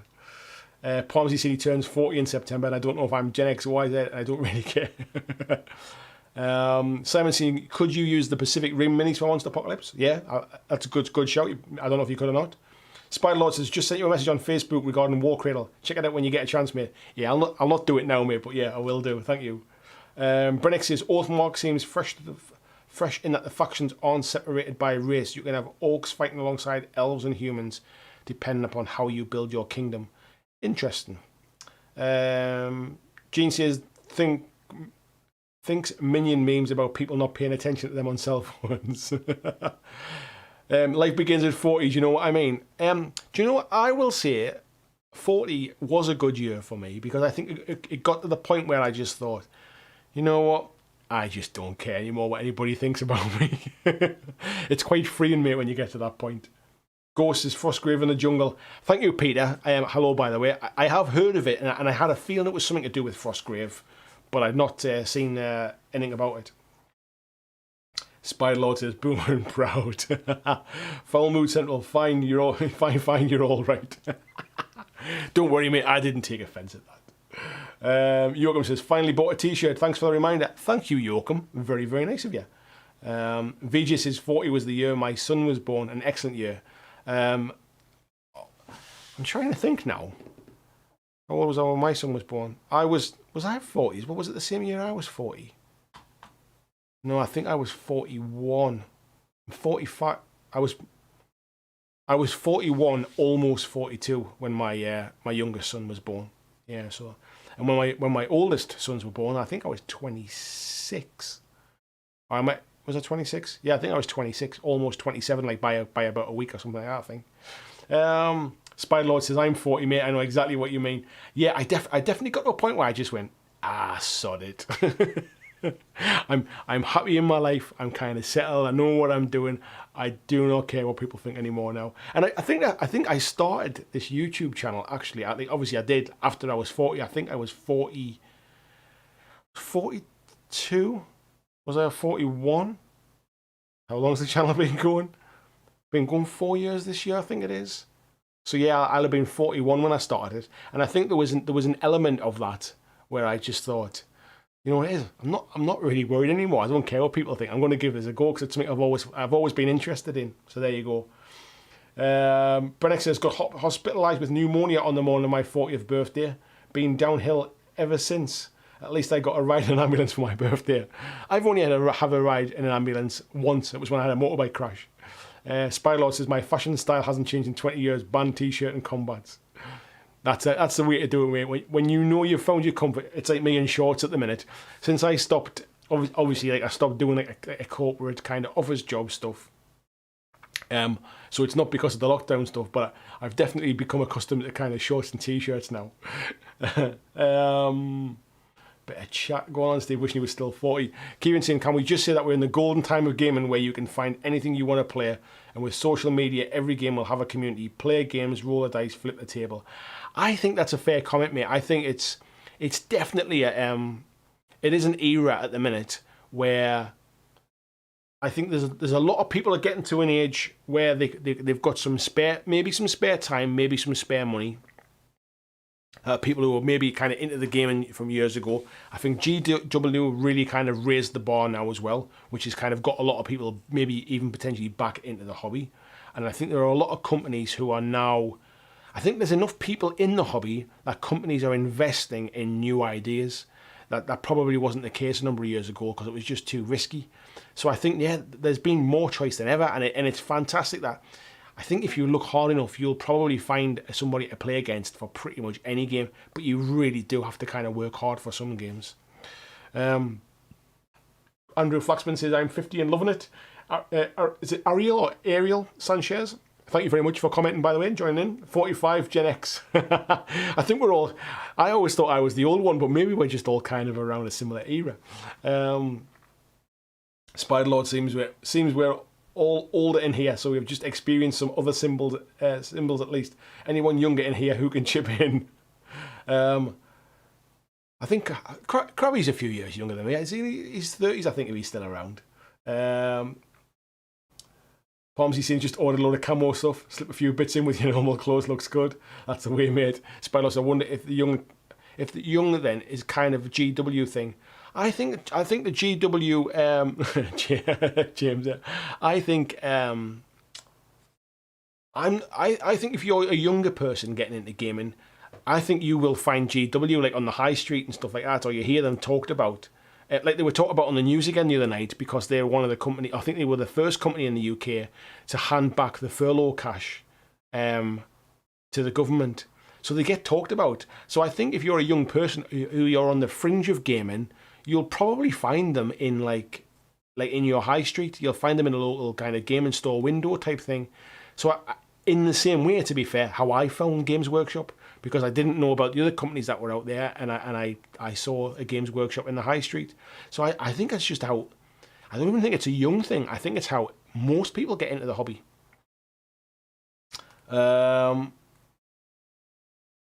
James is saying he's 35 on Saturday. Not often I feel young.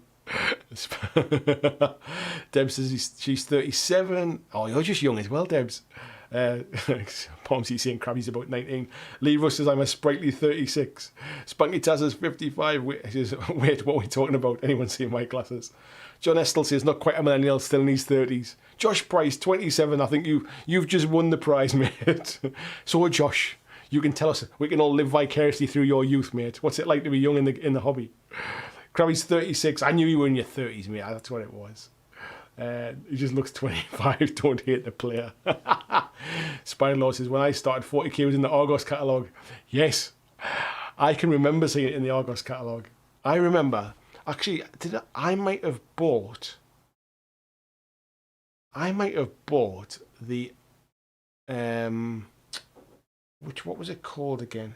It was the Warhammer Fantasy edition that had the High Elves in. The High Elves and the Skaven. I might have bought that from Argos. My God.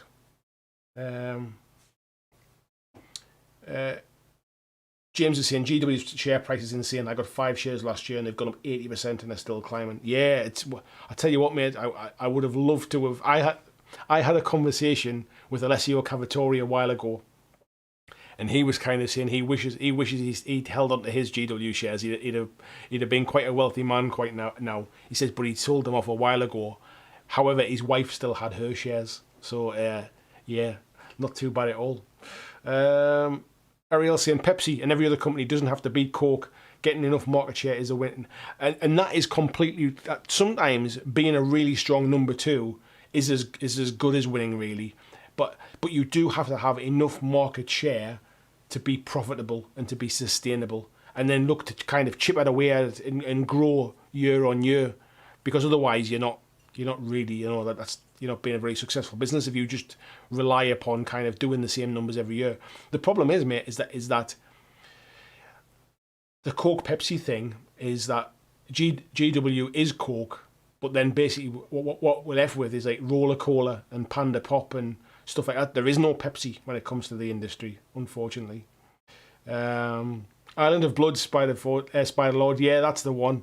Shaggy Wargaming said he's just made it. Nice to see you in as well. Yoakum saying I'm 42, and as you, Andy, I got my first kid when I was 26. He's a horrible teenager now. Maybe I just think so because he stopped playing games with me. Yeah, my boy's at 18 this year. That's making me feel old now. It was Island of Blood, that's the one. Skullmoy says I started because of 40k in August too. Deb says I've only really been in the hobby for about 6 months and I'm still hobby young.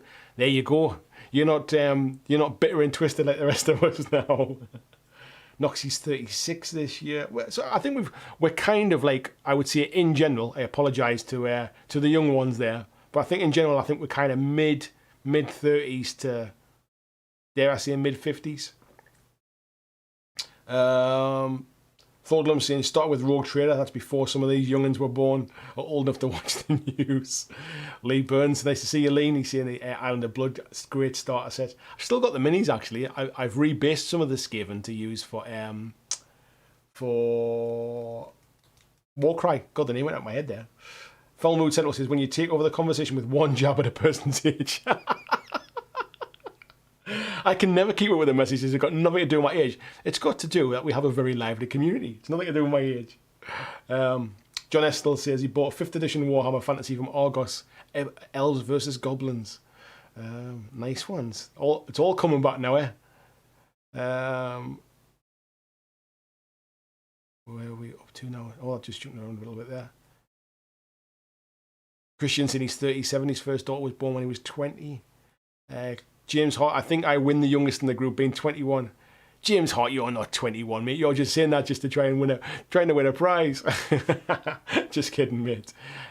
Yeah, I didn't get into really seriously kind of playing into hobby and stuff until I was probably into my mid-30s almost, I would say. So I'm relatively new in the grand scheme of things. Derek Hodge, 64, playing games since the 60s. There you go, Derek, holding up the average for us. Spiderloss has had the opportunity to buy staff shares when Pokemon took a chunk out of GW. Stupidly, I didn't. I think there are a lot of people, mate, who are probably kicking themselves right now. What I go says one of the first games he got was Space Crusade. Managed to pick another copy a couple of years ago. Tony saying GW definitely the most openly available, but I have to give credit to my friendly little game stores. They really push the boat out to widen horizons. They're a lovely lot. It's hard because I can understand why we get to this situation, because it's almost like a cash cow, isn't it? Like, and I mean that in the nicest possible way, but GW stuff sells. Like if you've got a business selling miniatures, you can try and push the games that you love, and you can try and create a community for the ones you love. But at the end of the day, if you've got a ready-made community already buying a popular product, you can end up pushing people away by trying to focus on other stuff. It must be really hard for store owners. It's a bit like how Magic the Gathering basically just kind of that really is a cash cow, and why it can take over a gaming space with Magic tables, because those guys are buying stuff for fun. James Bray said, I worked at a school from 2003 to 2017. The GW books were the most popular books in the library by far. A third of the fiction section ended up as GW books after request. Wow, mate, that is interesting to hear. Ruiz is saying what got me into 40k was the Tanith first and only novels. They're amazing. I've just gone back to start reading the Horus Heresy ones. I've read Horus Rising like twice before in the past, but I decided I'm going to go back and start from scratch and just try and read as a bit of a kind of a something to relax away from. I was going to say away from a digital screen, but I'm reading them on a Kindle, to be fair, so not quite as bad as reading on a digital screen all the time. Starty's Man Cave said I got the Spire of Dawn version. Yeah, that was when they re-released the Island of Blood stuff, wasn't it, for AOS? Foul Mood Central says hard to be bitter and twisted. Yeah, I'm too old to be bitter and twisted now, mate. I've given up caring anymore. VJ saying just on that point mentioned regrowth. I must have missed something there. Oh, is that just jumped away? VG said, I'm a sole trader with my own business. I've been running the same turnover annually for about 6 or 7 years. The idea you have to constantly grow is highly subjective. As a sole trader, that's very, very different, mate, than being a business that pays people's wages, is responsible for basically keeping the business going, because one bad year can sink you if you're not trying to grow. So I agree with what you're saying, but being a sole trader is very different from being a business with multiple people to kind of on the books. In a market where market share is important and you have a lot of competition, standing still is actually going backwards sometimes. Sometimes you have to grow in order to stand still. Otherwise, people will just erode your market share and you become basically irrelevant. So it's very different being a sole trader versus being a big, not a big company, but a company with staff.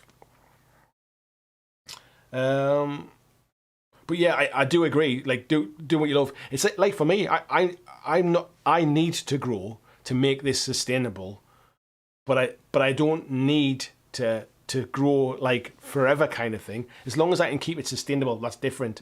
But if I had 3 or 4 people working for me, I'd feel very different about it, put it that way. Mark Cruz saying he started 30 years ago with Warhammer 3rd edition. Time seems to fly by. Wow. Spanky Tassian 21. I've got models older than you. Peter Cummins said I started with GW was about 12, been wargaming 23 years. Vijay said I know gaming minis are a different thing, but if Mantic etc. are happy with where they are, do they really need to grow? Yes, they do need to grow, mate. Like I've just said, basically, if they don't keep growing, people will get bored of the stuff that they sell. If they don't release a new game, if they don't release new miniatures, if they don't release new rules, if they don't update rules, if they don't keep on top of stuff, if they basically don't at least develop and push the game on, they will see their market share erode because new things will come along. So, like you're saying, I think it doesn't necessarily have to be about money when I say growth. You have to stay ahead of your competition, otherwise you will decline. You might not be making any more money each year, but you have to grow in terms of staying ahead of your competition. Now, in your business, that might be you've got to keep up with your contacts. You've got to make more contacts. You've got to make sure that you get better at what you're doing, like with your video shows. You've got to buy better equipment. Like you might have let's just say for argument you started 10 years ago. If you were still using that exact same equipment and doing the exact same shows as you were doing 10 years ago, you wouldn't have a job now. So that's what I mean by growth. I'm not necessarily talking about financial growth. I'm just talking about you have to keep growing to sometimes just to stay ahead of the pack.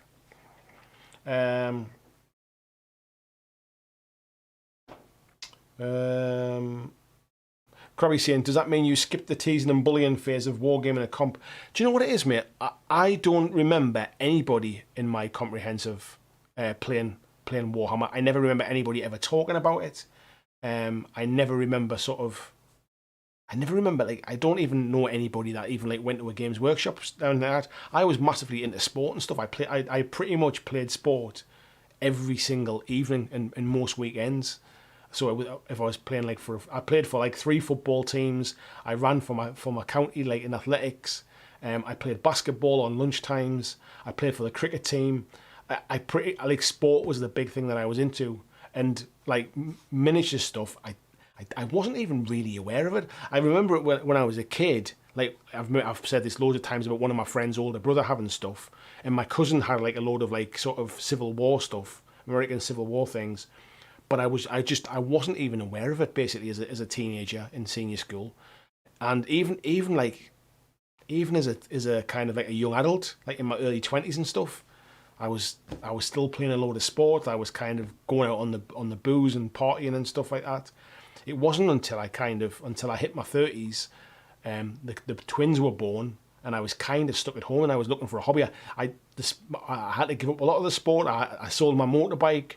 Like a lot of the stuff that I used to do, basically, I was looking for a new hobby, and that was at the point I got into it, really. So yeah, but I don't, in saying like, did I skip it? I don't even remember anybody being kind of teased for it at school, because I don't think anybody played it.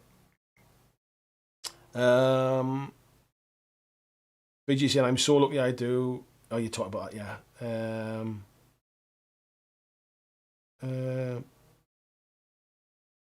Tony saying, yeah, of course it has to be sustainable, but not necessarily get bigger.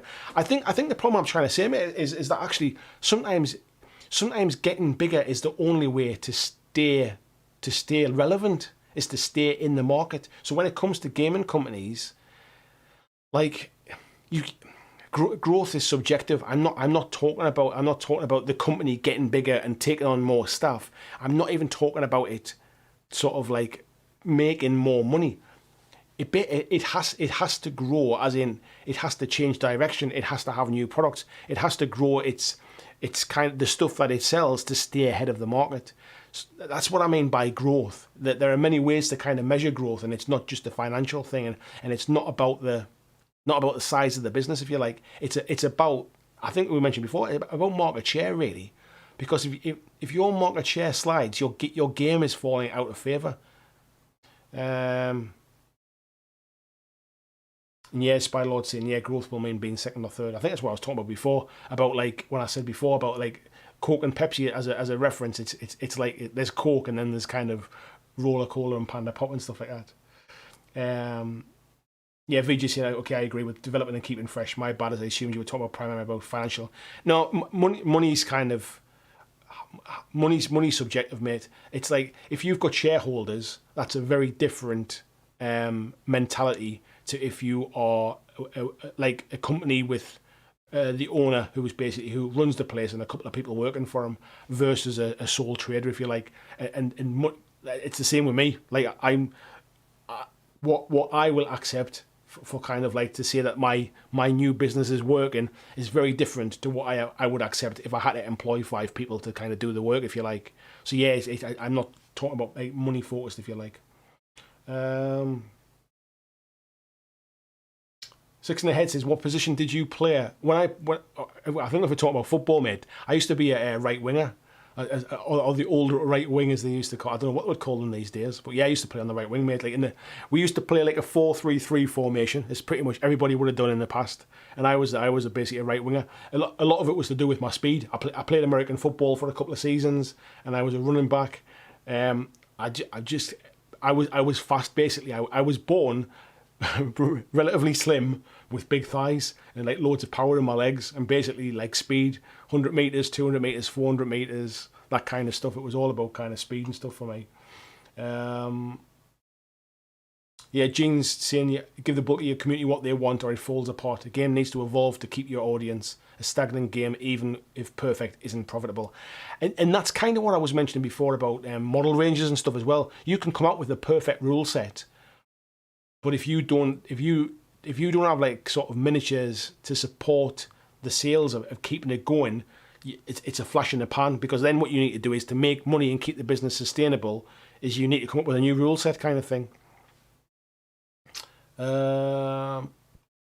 Spider-Lord saying there basically, yeah, everyone else is scrambling for the rest. Mantic, War Cradle, Warlord, Modifiers, which is kind of what I'm talking about when it comes to tonight's topic. Really, it almost brings us back full circle a little bit. Is that I like Games Workshop is Games Workshop, and they're out there and they're doing their thing. But when it comes to everybody else, there's some big names, and I say big names within that subset. So, for example, let's talk about there are games that are really, really niche, and there'll be a really kind of small portion of the market that will play those games. I'm trying to think of something to use as an example. Let's say I'm trying to think of something quite niche. God, I can't even think really. I can't even think of anything. But something particularly kind of like small in the grand scheme of things. Let's say something like 7TV. It's a rule set where you can use any minis you want, but the minis are reasonably specific type things that people want to use. There's a company kind of runs that, and I'm sure they're happy with that almost as a bit of a passion project. And then you've got games like Marvel Crisis Protocol, Batman miniatures game, Harry Potter. Like then there's the bigger names, Star Wars Legion. There's the bigger names and stuff. So in theory, those games should be absolutely killing it. But Batman miniatures game, I don't see killing it. Now, it must sell enough, whether they're just the kind of painters and collectors, to kind of keep their head above water. But that's exactly what I'm kind of talking about, really. Everybody else is scrambling for that. Like the amount of money that War Cradle must put behind their marketing stuff over the last few years. For the amount they've put behind it, I would love to know if they class that as successful or not, because I've got no idea. I don't see it being played. I don't see big communities. That doesn't mean I'm right. It just means I haven't seen it, kind of thing. Palmsy said, I think the models and rules come first. If they don't take it, will die a death. If they work enough, the community is there, you've got a moderately successful game. Yeah, there's an element of that, yeah. Busey saying growth is part of life. If you have to grow your business. Yeah, and that's kind of what I was saying before. Like, it's about, like, and I've learned this from my time in kind of like in big businesses and stuff.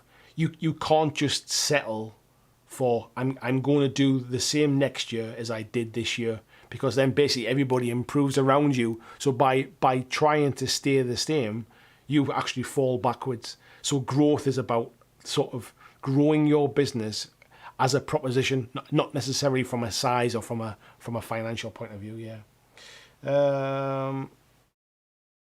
Peter saying, who came the closest to Bothered Games Workshop? Would it be Kings of War? I don't think so, mate. I think X-Wing's probably the one that kind of came the closest. And to be fair, I thought, and this is probably why I've lumped Star Wars Legion in with this chat tonight, is because I think that was the game that had the potential to really challenge them a little bit. And I feel like Fantasy Flight Games kind of took their eye off the ball with it. The release schedule kind of screwed it over. The lack of factions, the lack of variety kind of screwed it over. Debs is saying, I'm heading to bed. Speak to you all soon. See you later, Debs. It was just the way you said that. I thought we were all going to just pile in there. Growth of a game is important, if not more than growing a company. But I think a company grows by the game growing. I think you can't grow a company and leave the game behind. That's like saying my company's getting bigger, but the stuff I'm selling less stuff all the time. I feel like it doesn't work that way. Simon's saying, yeah, Fantasy Flight with X-Wing appear to give him a bit of a shake up. Busey saying prices and costs go up, you need to stay on top of it. Where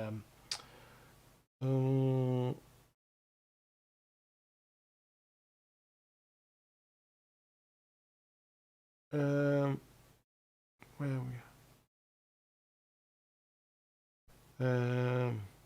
Krabby saying, you might have come up against me a few times, mate. I was left wing back, played for Sunderland, Newcastle, Borough, Derby against the normal Sunday League stuff. Nah, to be honest, mate, I'll have been well out of it by. But I think I'm quite a bit older than you, aren't I? You said you were 36. Did you say 37? And I'm 45 this year. We'll have been in completely different age groups, mate. Growing your reach is always a good thing. Yeah, I think so. And this is what I mean about growth. Growth is very much kind of different measures. Like you can measure growth by I'm just increasing market share. You can measure growth by I'm making more profits. You can measure growth by I've got more products to sell this year. Nice, mate. James, you never pulled on a Sunderland shirt. Actually, maybe it's not. I was never that good, mate, to be fair. I was fast and I used to score a lot of goals purely just because I think I was quick, but I wasn't particularly skillful. My speed got me out of a lot of problems. Scotton as well, he says, even all, what have I missed? I'll tell you what, mate, go back to the start. I won't be able to catch up with that stuff. Spiderlord says, Mantic, for example, do GW but cheaper. I think that's probably a bit outdated now, mate. I think they used to do that. I think these days they're carving themselves out as something a little bit different. And I'd go so far as to say is that it's not always cheaper, to be fair. Yeah,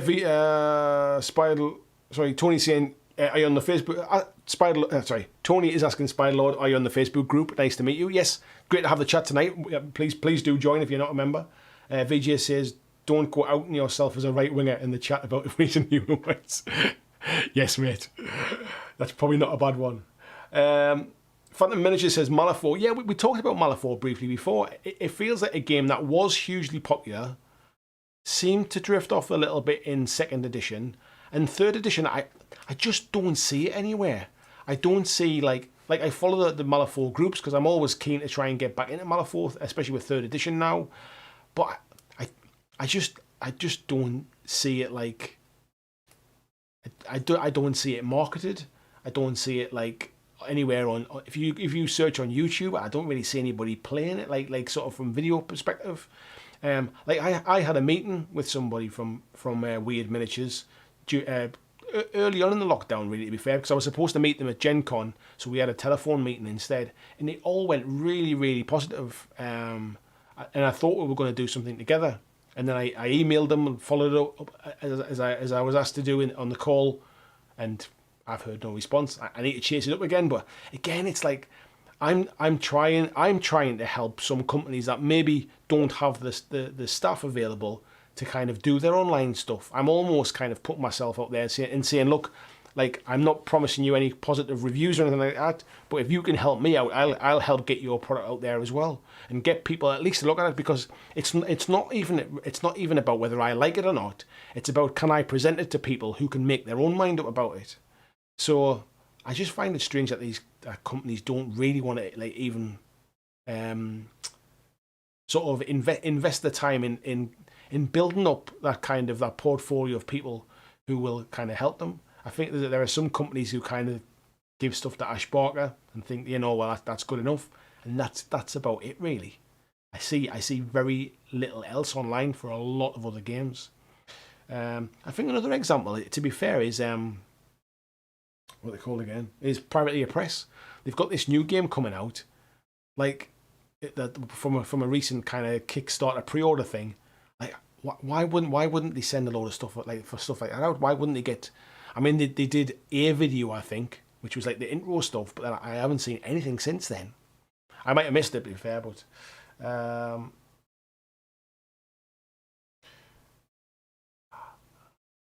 everybody's kind of like shouting out games now. Was this the ones that might have challenged it? I'm not really sure, to be fair. Kieran saying running back, experimenting bull D-line, mate, may have knocked you on your bottom at some point. I used to play for the Sunderland team. No, God, what was it? What even was the name? It was like the Sunderland University team, to be fair, mate.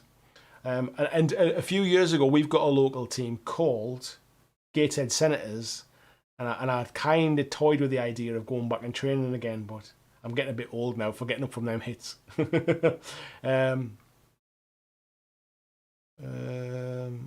Tony saying, bloody hell. I think how did that happen? I was well up on the chat, and it seems to have just completely gone out of completely have dropped away there. Tony saying the BlackJack Legacy one. Yeah, that's the main one. Yes. Spylord says, yeah, I just joined when I messaged Andy. Thank you very much, mate. Paul said, I don't necessarily think Star Wars is the best IP for a war game. I think I was talking about it before. And I'm surprised FFG haven't achieved that big number 2 on a constant basis. Yeah, Asmodee are a big company, and I think of all the different companies, they're probably the ones that could challenge. I think they almost probably just see they've got such a big foothold in the board game market, maybe they don't need to go into the miniatures one. Maybe they see it as a lot more kind of financial outlay. Just Kev, he's saying that nothing's ever come close to killing the king. That's GW. I think short of them putting a foot wrong and doing something to upset people, like for example, they killed off 40k like they killed off the old world. I think they're pretty safe now, home and dry for quite some time now. There was a time when I think they could have been caught, and I think other companies, for whatever reason, missed the opportunity. Lee saying there, FFG have a weird stock model, release waves, then stock runs out, and then they reprint rather than keeping stuff in stock all year round. It's got to be some kind of weird shareholder sort of thing of like not having high like running costs by not having high stock levels. It's a weird one though, really, isn't it? Because it does stop people getting into games when they can't buy stuff.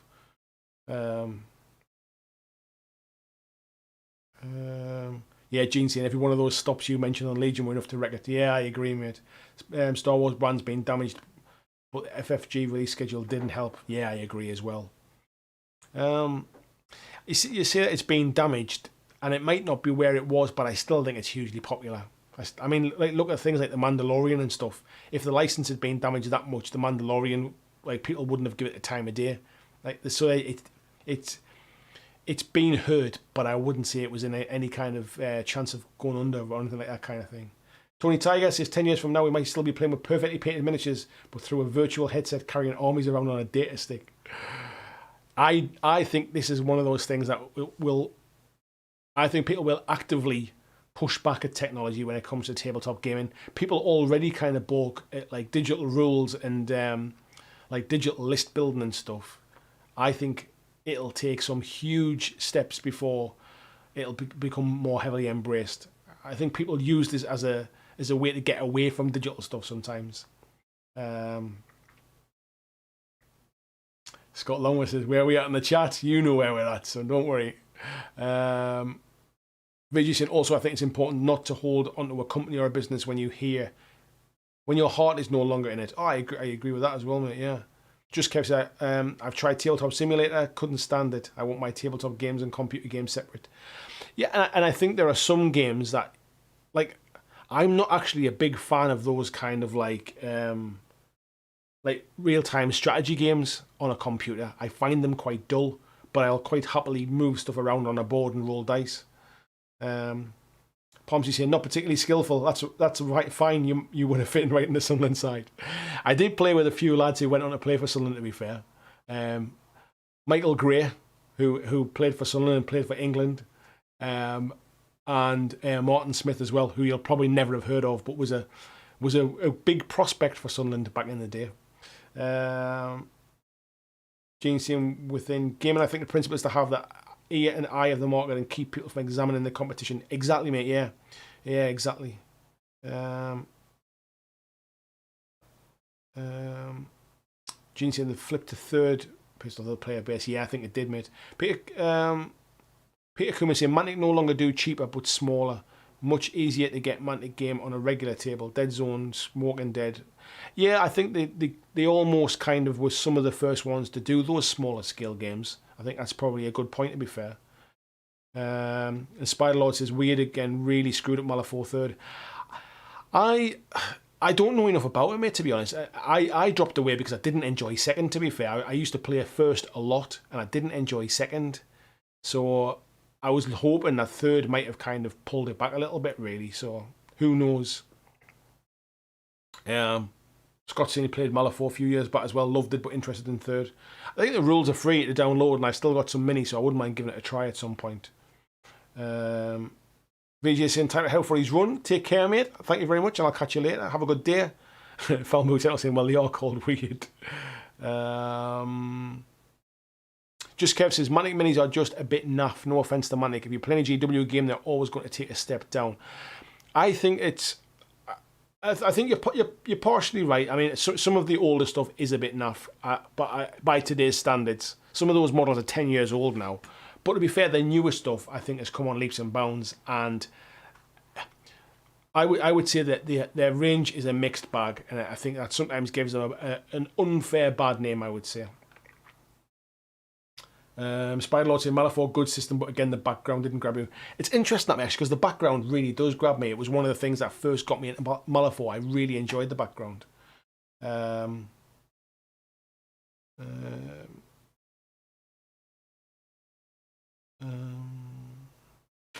Spider-Lord said, generally wonder how popular the Mandalorian would have been without Baby Yoda. I've not seen the whole series yet, to be fair, but I keep hearing about how good it is. Tim says, why the hell FFG haven't released a Mandalorian and Baby Yoda mini yet? I'll never know. It's got to be a licensing thing, mate, hasn't it? Spider-Lord saying, I hope there'll be a Mandalorian expansion for Outer Rim. Scott Long was saying, I had to give him 40k today in his mate's garden. Finally got his new Dukari on the table. Nice one, mate. Paul saying, I think FFG and thus Asmodee do want to break into the Wargames market. I don't think they would have released Rune Wars or Legion if they didn't. Large corporations don't do things for laugh. No, I agree, mate, and I think Rune Wars was I think after they kind of broke up some of the deals that they had with GW, Rune Wars was their first route in, and I think they kind of learned a lot from that. Because to be fair, the miniatures were nice. They learned a lot from that, and then I think Star Wars Legion was a case of like, right, well, we can come in now with what we've learned with a big license, and if that hasn't been as successful as they planned it to be, which my impression is that it's not, but it depends what their goals were. I don't think they'd go in heavy again.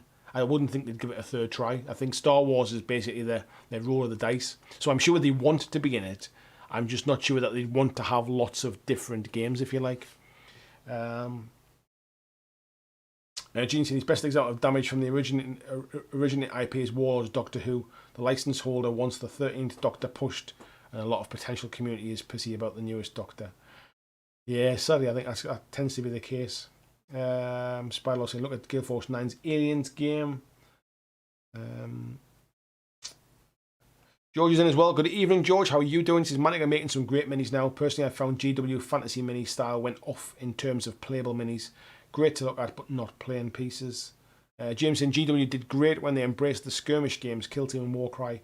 Much less intimidating for new players. Leave the big armies and the people already hooked. Yeah, that's a fair point. And Lee saying he's off now. Spylord saying the AOS aspect is getting better. I tend to agree with you as well, mate. But I think that just shows that there's different things for everybody. Michael saying the Mantic Forge fathers are a lesson in frustration. I agree, mate. But again, they're old models. They're not reflective of the stuff they produce now. But it doesn't mean that their model range isn't kind of inconsistent. That's the word I was looking for. Just Kev saying games that interest him haven't touched are The Walking Dead, The Drowned Earth and Core Space. Can anyone recommend? I like The Walking Dead, mate. If it's the kind of thing you're just going to play at home with a couple of mates or family or something, I like The Walking Dead. Drowned Earth I've not played, but I like what I've seen of it. And Core Space is a good solo game as well. You can play it multiple players, but it's not. If you like kind of Necromunda, but like the idea of it being a bit more sort of clean sci-fi, a bit more Firefly or Star Wars, it's a good option. Phil Morris says M3E has got free rules and a new phone app, and all the stat cards are free, worth checking out. I thought that was the case, mate. Yeah. Scott saying the Malifaux sculpts are very cool though. Yeah, they are nice. And we've got Jan Vigo's in as well. Good evening, Jan. Film Central says, I have to say I'm not happy with how we released the Lumineth faction for EOS. I like to collect the battle tomes, and theirs is exclusive to the box set for collectors. I think it'll be like the Sisters of Battle one, mate. I think it's just they're trying to flog the box first, and then when everything else comes like a month or two later or whatever, then they'll release them all separately as well. It's what they're going to do with the launch set for 40k. They've got into this new thing now, really, where they're kind of, for certain factions, especially new stuff, they are basically getting the people that want to get in early. They're basically getting them to spend a few more quid, basically sell a collector's edition of it and stuff. But it'll come later. So if you want to play it, just wait a month and you'll be able to get your hands on the normal one. Williamson, the Mantix Abyssal Dwarf Hellfane, second to none, yeah. Simon York saying it's Drowned Earth co-op or player versus player. I think it's just player versus player, mate. Wow, there's loads more chat keep coming through. How are we doing for time? Well, Fight My Celebrity. I'm going to wrap that one up now, folks. I'll let you kind of continue and have a bit of a chat while I wrap this up. So I just want to say thank you to everybody that's been here tonight. Thank you for the folks that donated on the chat. Appreciate that. If anybody would like to check out the Patreon, as I mentioned before, that's what pays my wages now. That's my job now. That's how this is all funded. So I really would appreciate it if you would check out the Patreon, and you can support it from $2 a month. If you like the chat tonight and you've enjoyed it, then basically we have the Discord server, which is for the Patreons, and you are welcome to come and join that. And it's kind of like chat like this, but 24/7. So yes, thank you very much, Christian, for sharing the link as well. Even if you want to just click on the link and go and check it out. And if it's not for you, I'd love some feedback to say why it's not for you and what I can do to improve it, because that all helps. So thank you very much, folks. I will see you Wednesday for the painting stream. If you haven't joined the Facebook community, please do. I tend to kind of share the links to that there. I also share the links to my videos as well on Twitter. So if you don't follow me on Twitter, I'm at BlackJack Legacy. Always cool to see some more faces there as well. So yeah, good night all, and I will see you on Wednesday. Thanks for watching my video. I hope that you really enjoyed it. And if you did, why not consider clicking on the suggested video below to see more of the work that I've done. If you'd like to support the long-term sustainability of this channel, why not consider checking out my Patreon, where you can pledge and support from as little as $2 a month, and there is lots of different tiers and bonuses which will give you access to a private Discord server. It will give you free t-shirts, free mugs, a podcast every month, and a number of other things, including getting your name at the end of every video, like these awesome folks who already support me now.